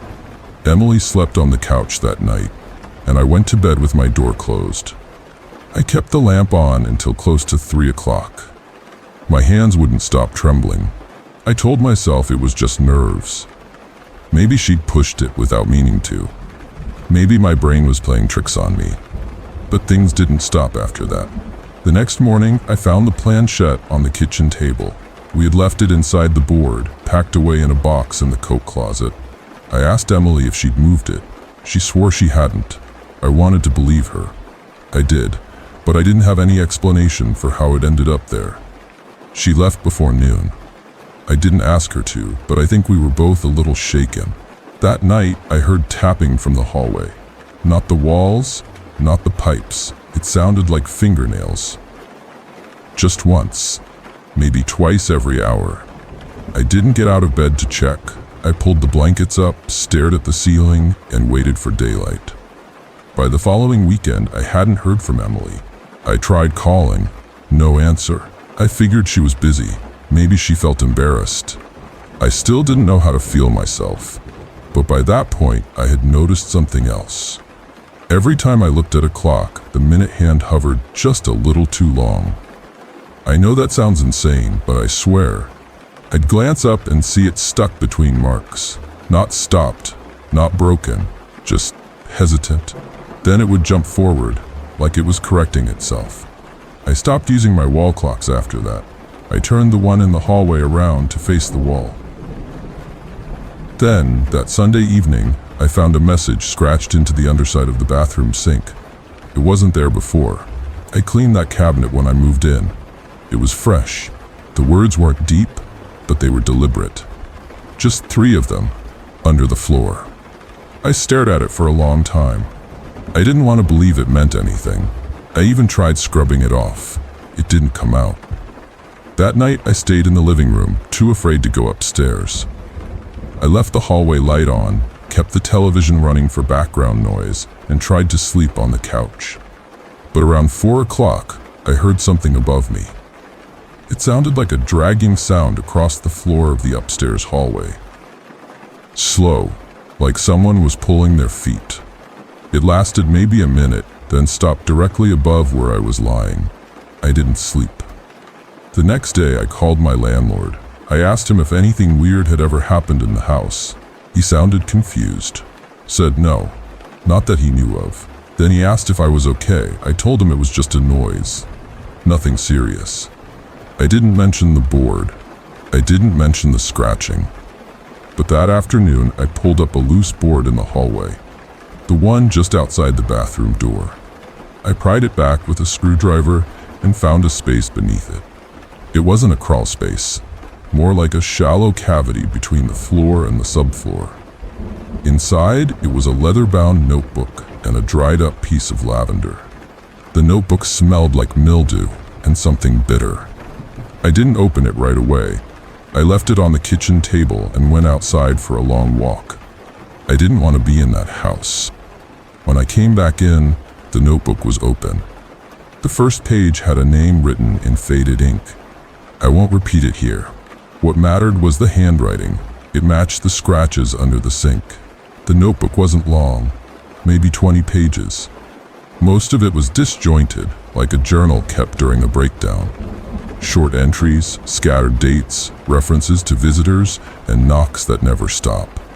One page just had the word beneath, written over and over. At the very end, there was a small drawing, a house that looked a lot like mine, but the roof was missing, and instead of a sky, there were eyes. That night, I stayed at a motel. Emily finally called me the next morning. Her voice was hoarse. She sounded like she'd been crying. She asked if I still had the board. I told her yes. She begged me to get rid of it. Said she hadn't slept in 4 nights. Said she kept seeing something in her bedroom mirror. I asked her what.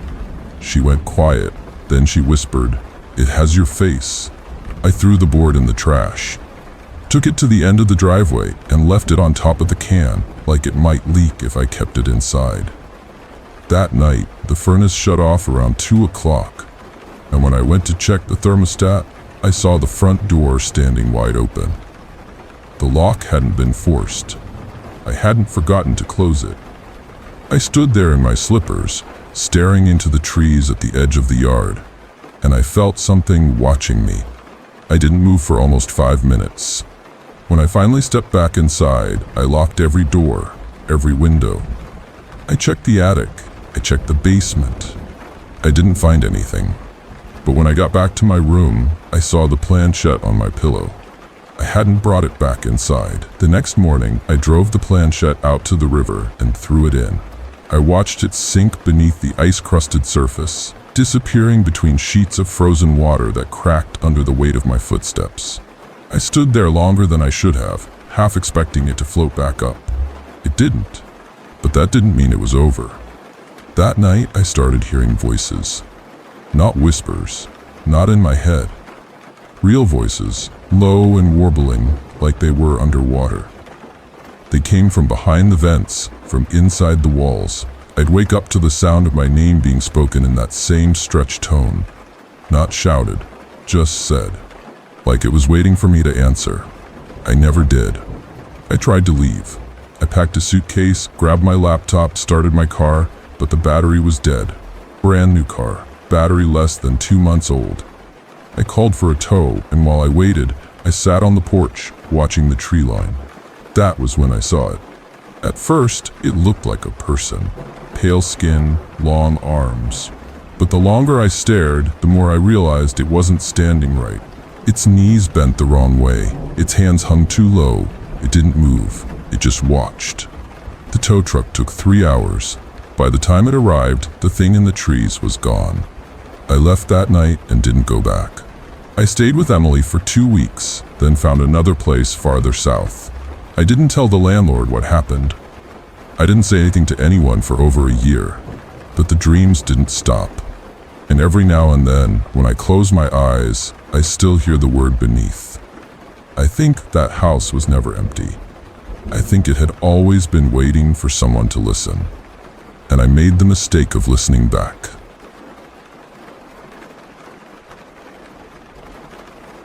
I was 15 when my cousin Mariah moved back into the old farmhouse our grandparents left behind.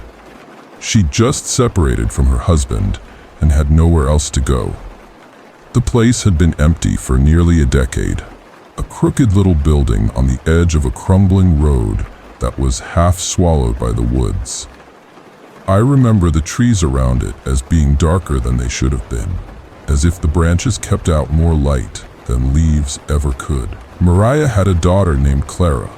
She was only 4, with big dark eyes and curls that always seemed tangled no matter how much Mariah brushed them.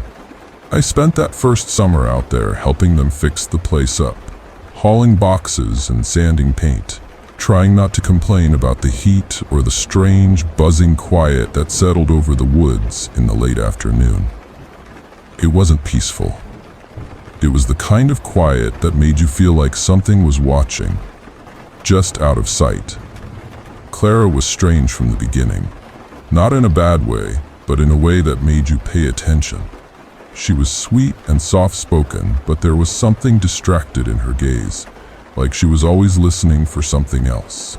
Mariah brushed it off as a toddler's imagination, saying Clara had always played pretend a little too seriously. But by the second week, she started talking to someone named Albie. I didn't think much of it at first.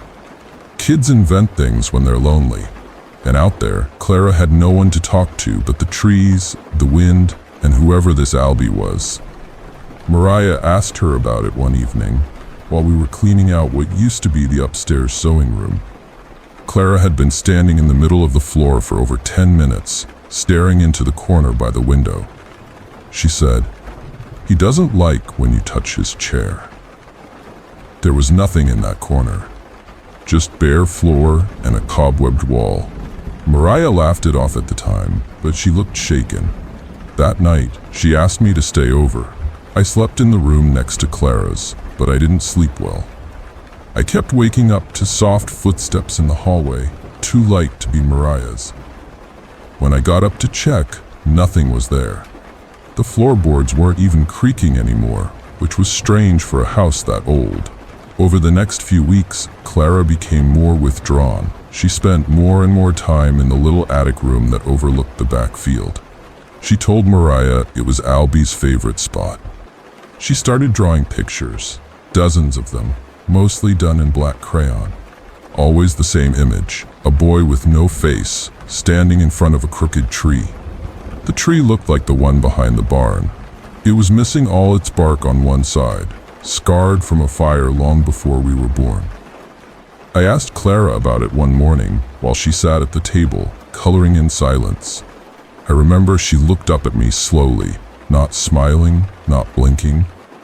"Albie doesn't want you to come here anymore," she said. "He says you talk too much." I tried to laugh it off, but I felt a knot in my chest. I started making excuses to stay home after that, only visiting on weekends when Mariah needed extra help. She never admitted it out loud, but I could tell the house was wearing on her. Her face was thinner, her hands trembled when she thought no one was looking. The lights flickered constantly, but the electrician couldn't find any reason for it. Then there was the smell.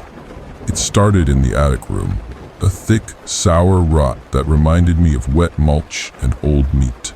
Mariah scrubbed every inch of that space, but the smell never faded. She stopped letting Clara go up there, or tried to. But Clara always found a way to sneak back in. Once, I caught her sitting perfectly still at the top of the stairs, staring into the dark room like she was waiting for something to crawl out. One Saturday near the end of August, Mariah called me in a panic. She said Clara had vanished. She'd only stepped outside for a few minutes to take out the trash, and when she came back, the front door was wide open and Clara was gone. We searched the entire property. I even ran through the woods, screaming her name until my throat burned. We found her 2 hours later, curled up behind the crooked tree out back. Her face was blank. Not afraid, just emptied. When Mariah asked her why she left the house, Clara whispered, "Albie wanted to show me where he lives now." After that, Mariah refused to stay in the house overnight. She moved in with our aunt across town and only came back during the day to sort through the rest of her things. She begged me to go with her one last time to help clear the attic. I didn't want to, but I agreed. We got there just after 10 o'clock in the morning. The air inside was staler than I remembered, like the walls had been holding their breath for weeks. The attic door stuck more than usual, but when we finally got it open, the smell hit us full force. I had to cover my mouth. Mariah turned pale, but she pushed on. We started boxing up old books and unused furniture. The attic window was cracked open, and I remember thinking it was strange how cold the draft was, considering how hot it was outside. As we moved an old rocking chair away from the far wall, we noticed a patch of floorboards had been pried loose. Beneath it was a small, hollow space about the size of a toy chest. Inside, we found a bundle of clothing wrapped in burlap. It smelled terrible. When Mariah opened it, she screamed and stumbled back. There were bones inside, small ones. A child's dress, rotted through with damp, a single blackened shoe, and beside them an old wooden block, the kind toddlers used to spell words. The side facing up read A. We called the police. The house was cordoned off. Forensics came. No one ever said it outright, but the implication was clear. The bones had been there for decades, possibly since before we were born. Mariah moved again shortly after. She wouldn't talk about the house, wouldn't even drive down that road. Clara seemed better, but she never spoke about Albie again. She stopped drawing completely. Her crayon box stayed closed. A few years later, when I was helping our uncle sort through some family photo albums, I found a picture tucked in the back of one. It was old, maybe 1960s or 70s. It showed a little boy standing in front of the crooked tree, right where we found Clara that day. He had thick black hair and a round face. The back of the photo had a single word scrawled in pencil. Albert. I don't know who he was. I asked around, but no one seemed to remember a child by that name in the family. When I showed the picture to Mariah, she took one look at it, went pale, and walked out of the room. I never saw the photo again after that. I think she burned it, but I still dream about that house, about the attic, about that cold draft and the sound of the rocking chair creaking long after we left the room. I wake up sometimes with the smell of rot in my nose and the feeling that someone's standing beside my bed. Every now and then, when I drive past that stretch of road, I swear I see a child standing near the tree line, always in the same spot, always watching and always waiting. Last fall I got a call from Mariah. It had been years since we'd really spoken. She sounded quiet on the phone, like her voice was trapped under something heavy. She told me Clara had started drawing again. Only this time, the pictures were of the house, the attic, the crooked tree. Dozens of pages, all covered in charcoal smudges and jagged lines. In every one of them, that same boy stood in the center, arms at his sides, eyes drawn as empty, white circles. Clara didn't remember drawing them. Said she would wake up to find the pictures already finished on her bedroom floor. I visited a few days later. Clara was older now, almost a teenager, but her eyes still had that same distracted stillness. I asked her if she remembered anything from those years in the farmhouse. She shook her head, but when I stood to leave, she looked up at me and said, "Albie still lives there. He's not lonely anymore." I didn't know how to respond. That night, I couldn't sleep. I kept thinking about the window in that attic, the way the light never seemed to reach into the corners. I kept hearing creaking wood, the drag of something heavy across the floor. I thought it was in my head until I walked past the spare room the next morning and found one of Clara's new drawings tucked under the door. It was a picture of me, standing in the attic. Behind me, a shadow with no face and long, reaching fingers. I haven't been back since. I drive a different way now. I never talk about that house. And when I think about the things Clara said, the bones in the floor and that cold, sour air, I wonder if whatever lived there ever really left. Maybe it never needed the house. Maybe it only needed someone to remember it. And maybe that's what I've done.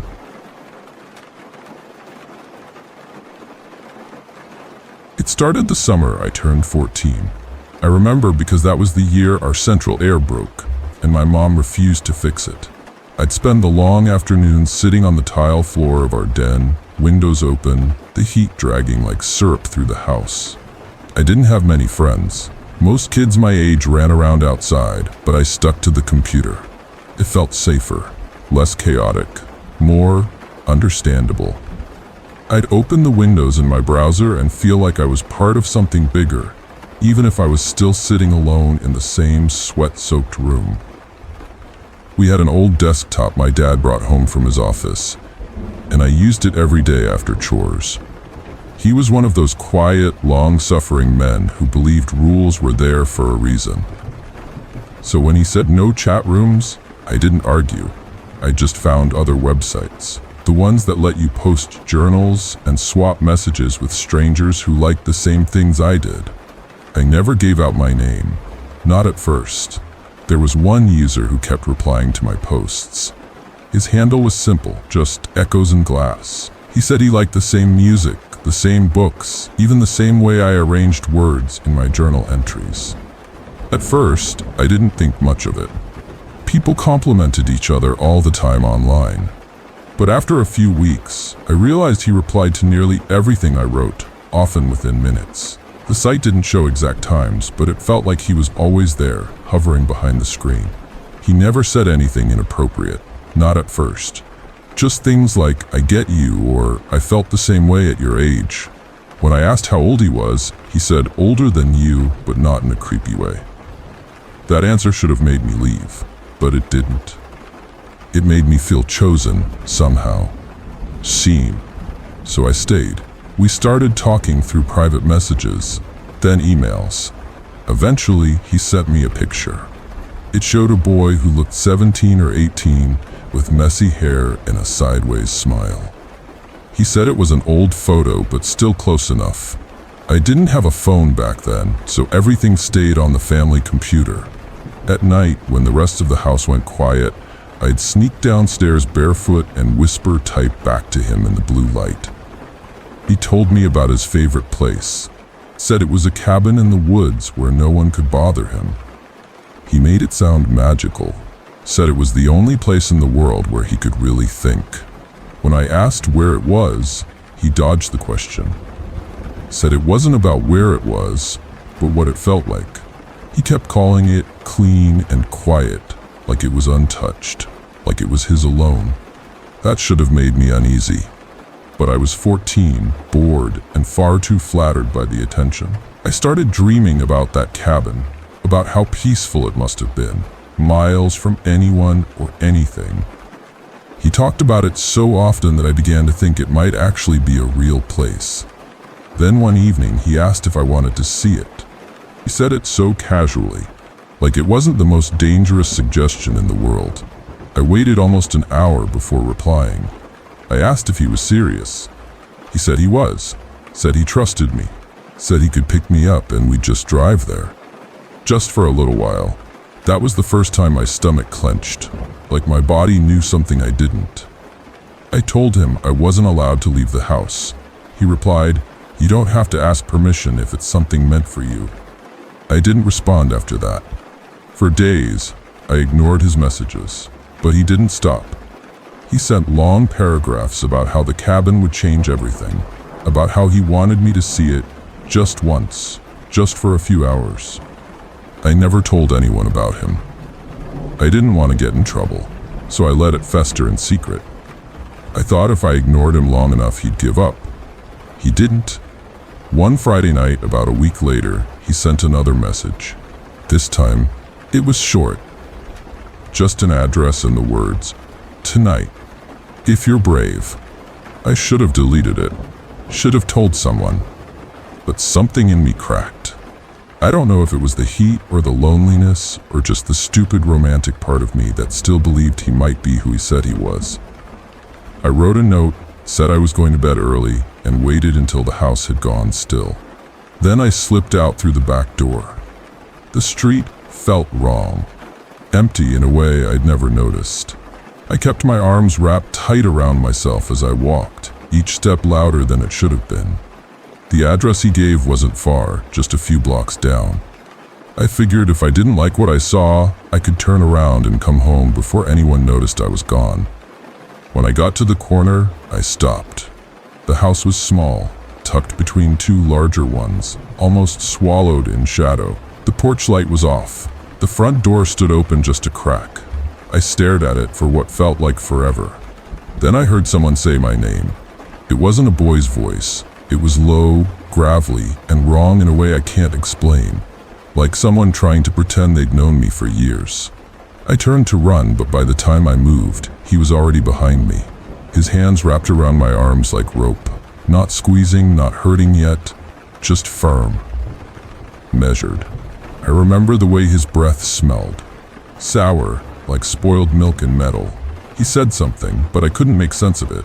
My heart was hammering too hard. I tried to scream, but nothing came out. He didn't drag me. He just walked forward, holding on to me, and I followed because I didn't know what else to do. Inside, the air felt dead. The living room was almost empty. A folding chair, a black sheet over the window, a tripod in the corner. My throat locked when I saw the basement door standing open. He pulled me toward it. That's when I started to fight. I kicked, scratched, did everything I could, but his grip didn't loosen. He didn't yell or hit me. He just muttered, "Be good, don't make this worse." The basement was colder than the rest of the house. It smelled like wet dirt and something sharp. He pushed me ahead of him, down the wooden steps. My foot slipped near the bottom, and I hit the concrete floor hard enough to bruise. By the time I looked up, he'd locked the door behind us. There was a mattress in one corner, no blanket, just plastic sheeting nailed to the walls and a camera rig set up beside a rusted toolbox. I started to cry then, but he didn't react. He didn't gloat or threaten me. He just told me to be quiet, said I'd ruin the audio. That's when I realized he wasn't alone. I couldn't see anyone else, but I felt it. Like something was watching us. Maybe not human, maybe not even alive, but present. That first night, I didn't sleep. I stayed curled against the wall, shaking so hard I bit my own tongue trying to keep quiet. He didn't touch me, not then, but I heard him pacing upstairs, back and forth, like he couldn't decide what to do next. The next morning, he came down with a plate of cold eggs and a bottle of water. He sat across from me and said, "You're gonna see things differently down here. The longer you stay, the clearer it gets." I didn't know what he meant, but by the second night I understood. There were noises in the walls, clicking, hissing, something soft dragging across the concrete just beyond the light.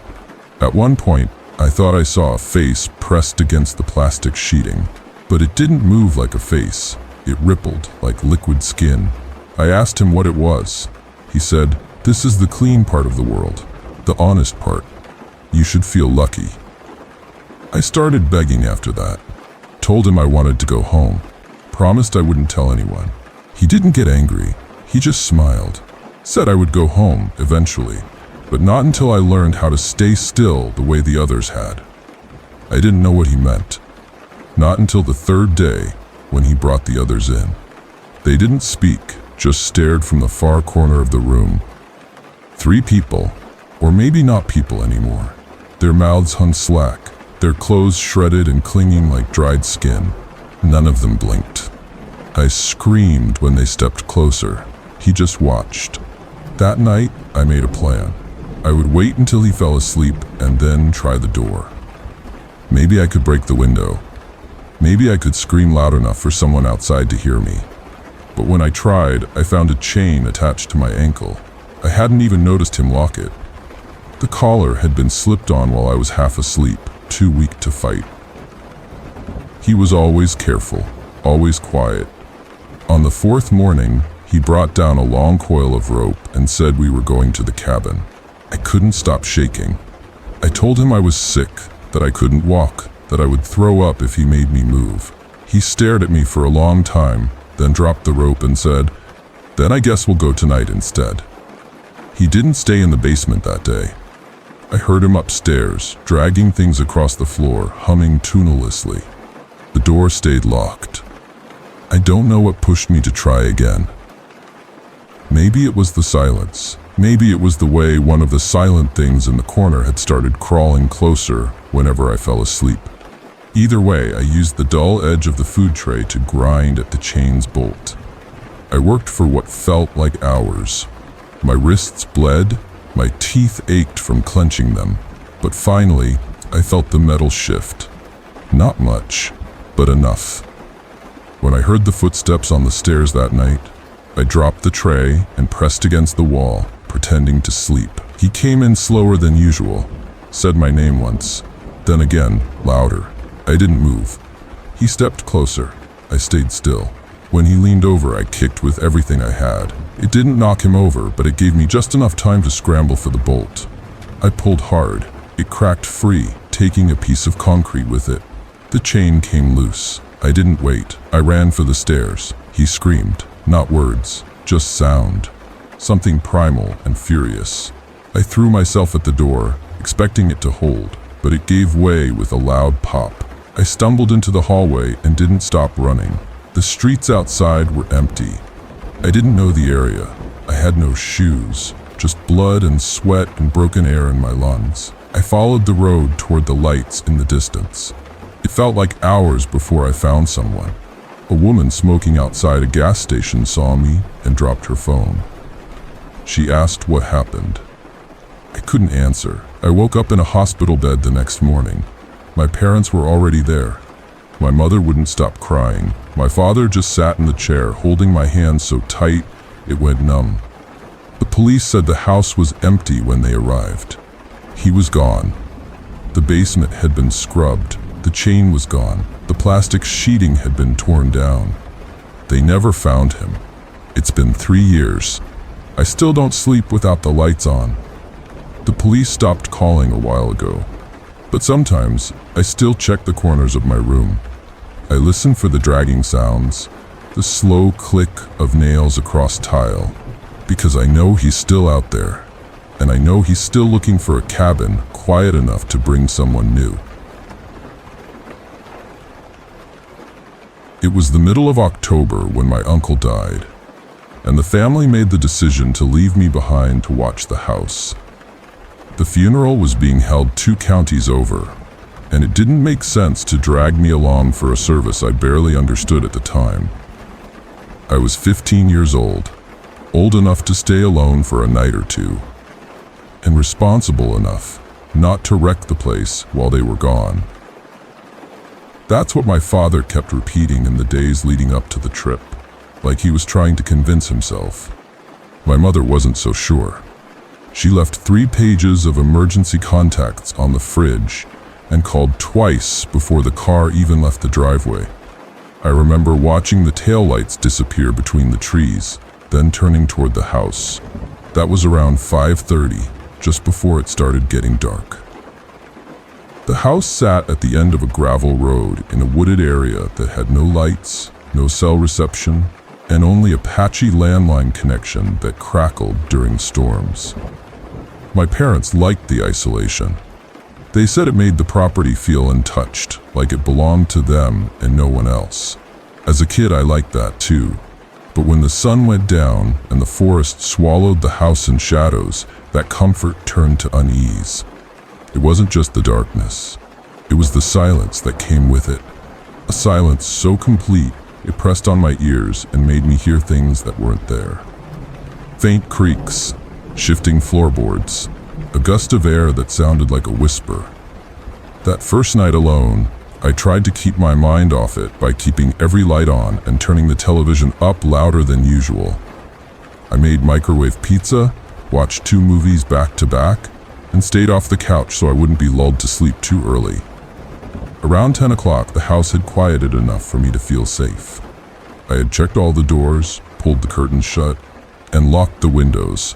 I even double-checked the shed in the backyard, a habit I had picked up after watching too many horror movies where something always starts in the shed. Everything seemed normal. There were no strange noises, no animals in the yard, and no signs of movement out in the woods. I was sitting in the living room, half watching a rerun of a show I didn't care about, when the phone rang. It was the landline. A thick plastic model mounted to the wall in the kitchen with a cord that barely reached the counter. That phone almost never rang. Anyone who needed us used our cell phones, but in this area, calls rarely got through. I walked into the kitchen and answered it without thinking. The second I picked it up, I knew something was wrong. There was a pause, longer than any normal delay, followed by a mechanical voice that didn't belong on the other end of the line. It sounded pre-recorded, flat, emotionless. It said, "Would you like to accept a collect call from?" Then it stopped. What came next should have been impossible. A voice spoke through the receiver. Not just any voice, my voice. It wasn't a recording. It wasn't mimicry. It was my own voice, speaking in a tone that matched how I sounded when I was anxious or afraid. That same breathy cadence I used when trying not to cry. It said my full name, first and last, just once. Then the line went quiet again. I didn't know what to do. My first thought was that it had to be a prank. Maybe someone was using an app or device to spoof my voice, but that made no sense. Who would do that? Who even had access to my voice like that? And why use the collect call system of all things? I felt my hand shaking, but I pressed the button to accept the call. My lips felt dry. I forced myself to speak. "Hello?" My voice sounded small, thin, like it didn't belong in the room with me. There was no reply. Not at first, just the soft sound of breathing on the other end. Slow, controlled, not panicked. Then, nothing. The line went dead. I stood there for a while, staring at the wall like it would give me answers. The kitchen felt colder than it had a minute ago. I remember hearing the hum of the refrigerator, the buzz of the overhead light, and the static ring of silence left behind after the call ended. I didn't move until the microwave clock beeped, reminding me of the time. It was just past 10:30, though it felt later, much later. I stepped away from the phone and started walking toward the back of the house. I paused at the hallway that led to my parents' bedroom, then turned instead toward the sliding glass door that overlooked the yard. Something pulled me there. Not a noise, not a light, just a feeling, a pressure. I stopped 2 feet from the glass and looked outside. The yard was completely dark, and without the motion lights on, the trees blended into a single black mass. I couldn't see anything, but I felt watched. That's the only way I can explain it. My scalp started to tingle, and my fingers curled into my palms. I leaned forward slightly, trying to focus. That's when I saw it. Just beyond the reflection of the kitchen lights, there was a shape in the yard. Not close to the house, but far enough that I could barely make it out. It looked like someone standing still, arms at their sides, facing the house, not moving, not swaying in the breeze, just planted there, perfectly still. I blinked, squinted, tried to convince myself it was a tree or a shadow or some trick of the mind. But I knew. Even without seeing the face, I knew it was a person. I backed away from the door and reached for the light switch. I turned off the kitchen light and crouched below the counter. With the glare gone, I could see more clearly outside. The shape was still there. Closer now, just a few feet, like it had moved in the seconds I had looked away. My chest tightened and my pulse felt like it was trapped in my throat. I couldn't make out details, but the body looked familiar. Same height, same build, same way of standing. It was like looking at a stranger dressed as me, and yet I couldn't see the face. I didn't want to. I crawled backward down the hallway toward my father's room. My knees thudded against the hardwood. I felt each impact in my bones. Once I reached the bedroom, I pulled the door shut behind me and locked it. My father kept an old hunting rifle in the closet, unloaded, but with the ammunition stored in a small safe under the bed. I retrieved both, loaded the weapon with shaking hands, and sat on the floor with the rifle pointed at the door. I couldn't hear anything now. Not footsteps, not breathing, just the ringing silence again. The type of silence that makes you doubt your own thoughts. I stayed in that room until the sun came up. I didn't sleep, I didn't eat, I didn't even use the bathroom. I just sat there, waiting for the knob to turn. But it never did. No one knocked, no one broke a window, no alarms were triggered. When my parents returned around 6:20 a.m., I didn't speak until they were inside the house and had locked the door behind them. I tried to explain what happened. My father looked skeptical. My mother asked if I had been watching scary movies again. When I walked them to the glass door to show where the figure had been, there were no footprints in the yard, no signs of anything, just wet leaves and a faint mist that clung to the grass like fog. That should have been the end of it. A strange night explained away by fear, solitude, and overactive imagination. That's what I tried to believe, but things didn't go back to normal. Not completely. The phone rang again 2 nights later, same time, same message, same voice. Only this time it didn't say my name. It said a location, one I recognized but hadn't been to in years. It said the name of an abandoned service station about 6 miles from our property, buried along a stretch of road that had been closed after the bridge collapsed 3 winters ago. The place had no power, no road access, and no reason to be mentioned by anyone. Hearing it spoken in my own voice chilled me worse than anything that had happened the night before. This time, I didn't accept the call. I listened to the message, heard my own voice repeat the location twice, then let it end. I hung up and stood in the kitchen for a long time, watching the cord sway slightly like someone had touched it after me. The following morning, I biked out to the end of the gravel road and turned onto the main stretch, just to see if the gate to the bridge had been touched. It hadn't. The rusted metal fence was still chained shut, and the sign warning of collapse looked even more weather-beaten than before. I didn't go past it. I just stood there, breathing in the smell of wet bark and soil, listening for anything unusual. But the woods were still. No birds, no insects, just wind. I turned around and rode back home, heart racing the whole way. I didn't tell anyone about that second call. Not even my friend Brian, who I usually told everything. It didn't feel like something I should share. Over the next few days, the phone kept ringing. Never during the day. Always after 10 o'clock at night, and always the same tone. Mechanical voice, then mine. Each time, it would say something slightly different. A date, a time, a phrase I hadn't heard in years but knew came from me. Once it said the name of my childhood dog, which had died when I was 7. The calls never lasted more than 10 seconds.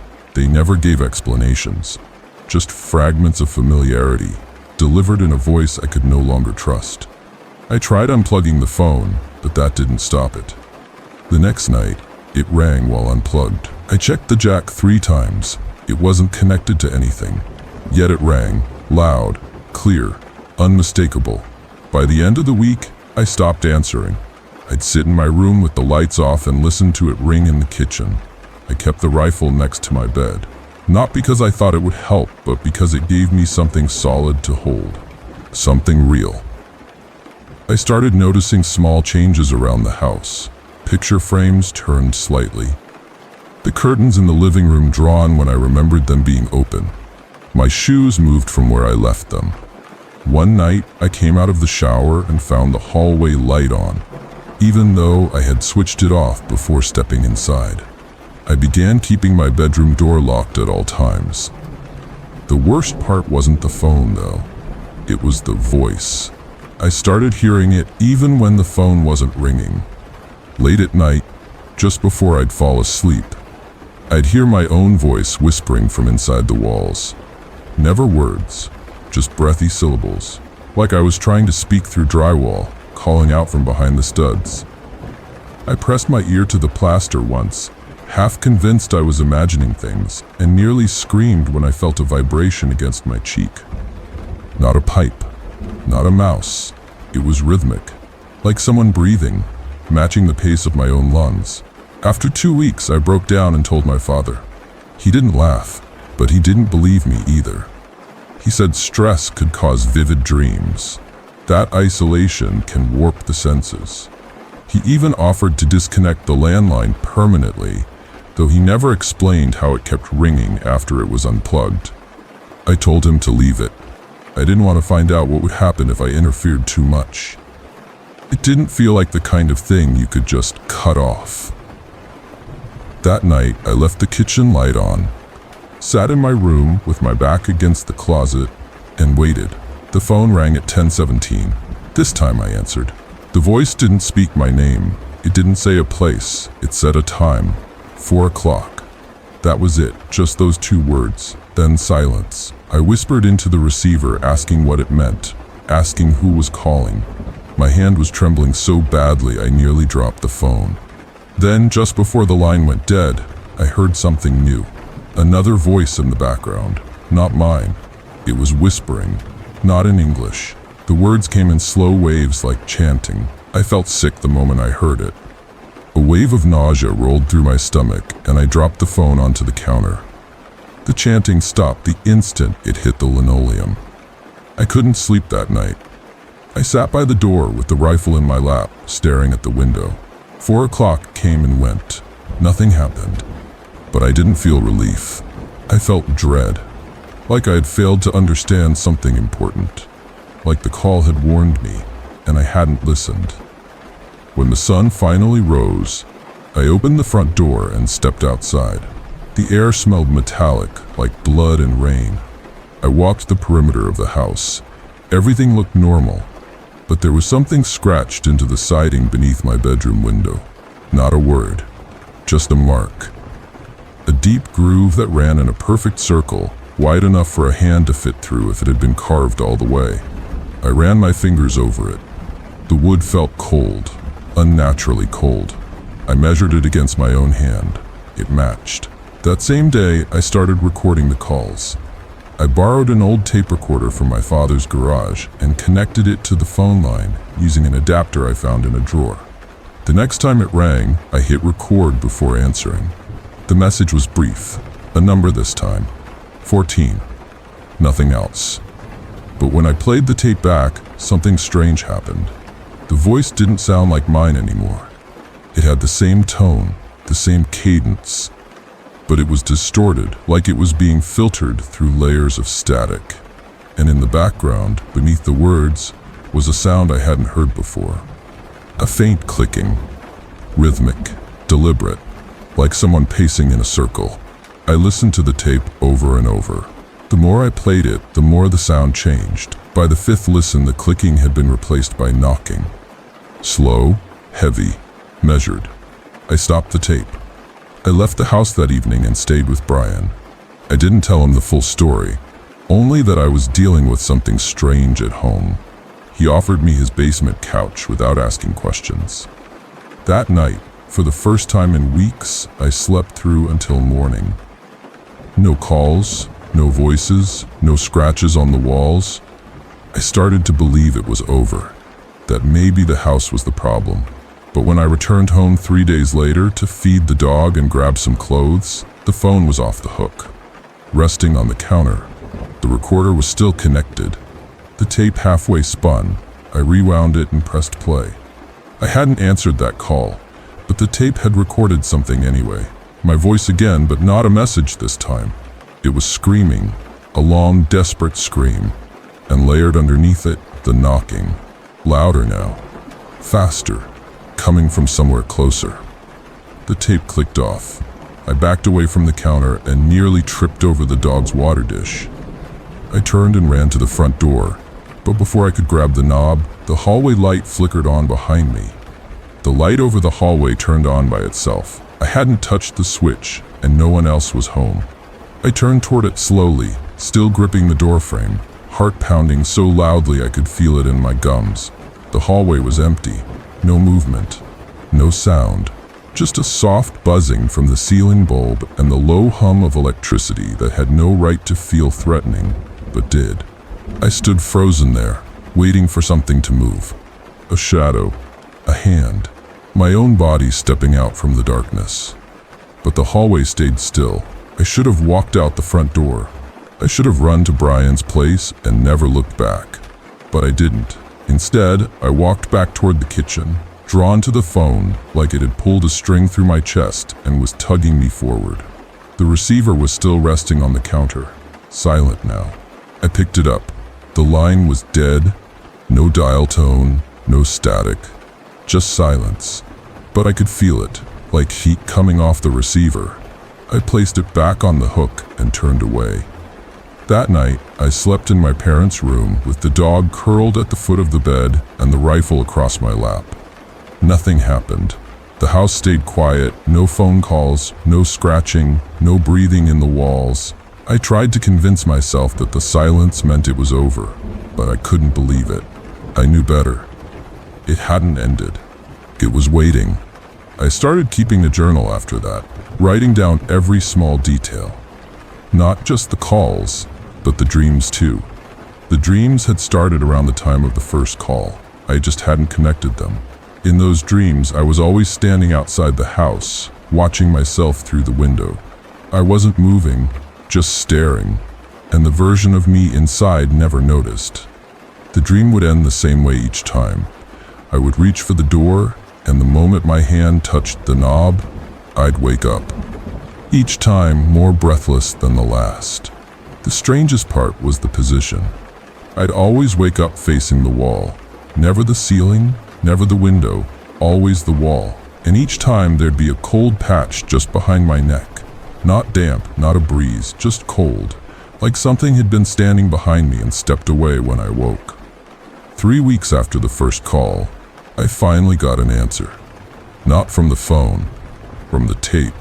I had started leaving the recorder running all night, just to see if anything came through. One morning, I played it back and heard something new. Not my voice, not chanting, just a single phrase whispered in a low, raspy tone. Let it in. That was it.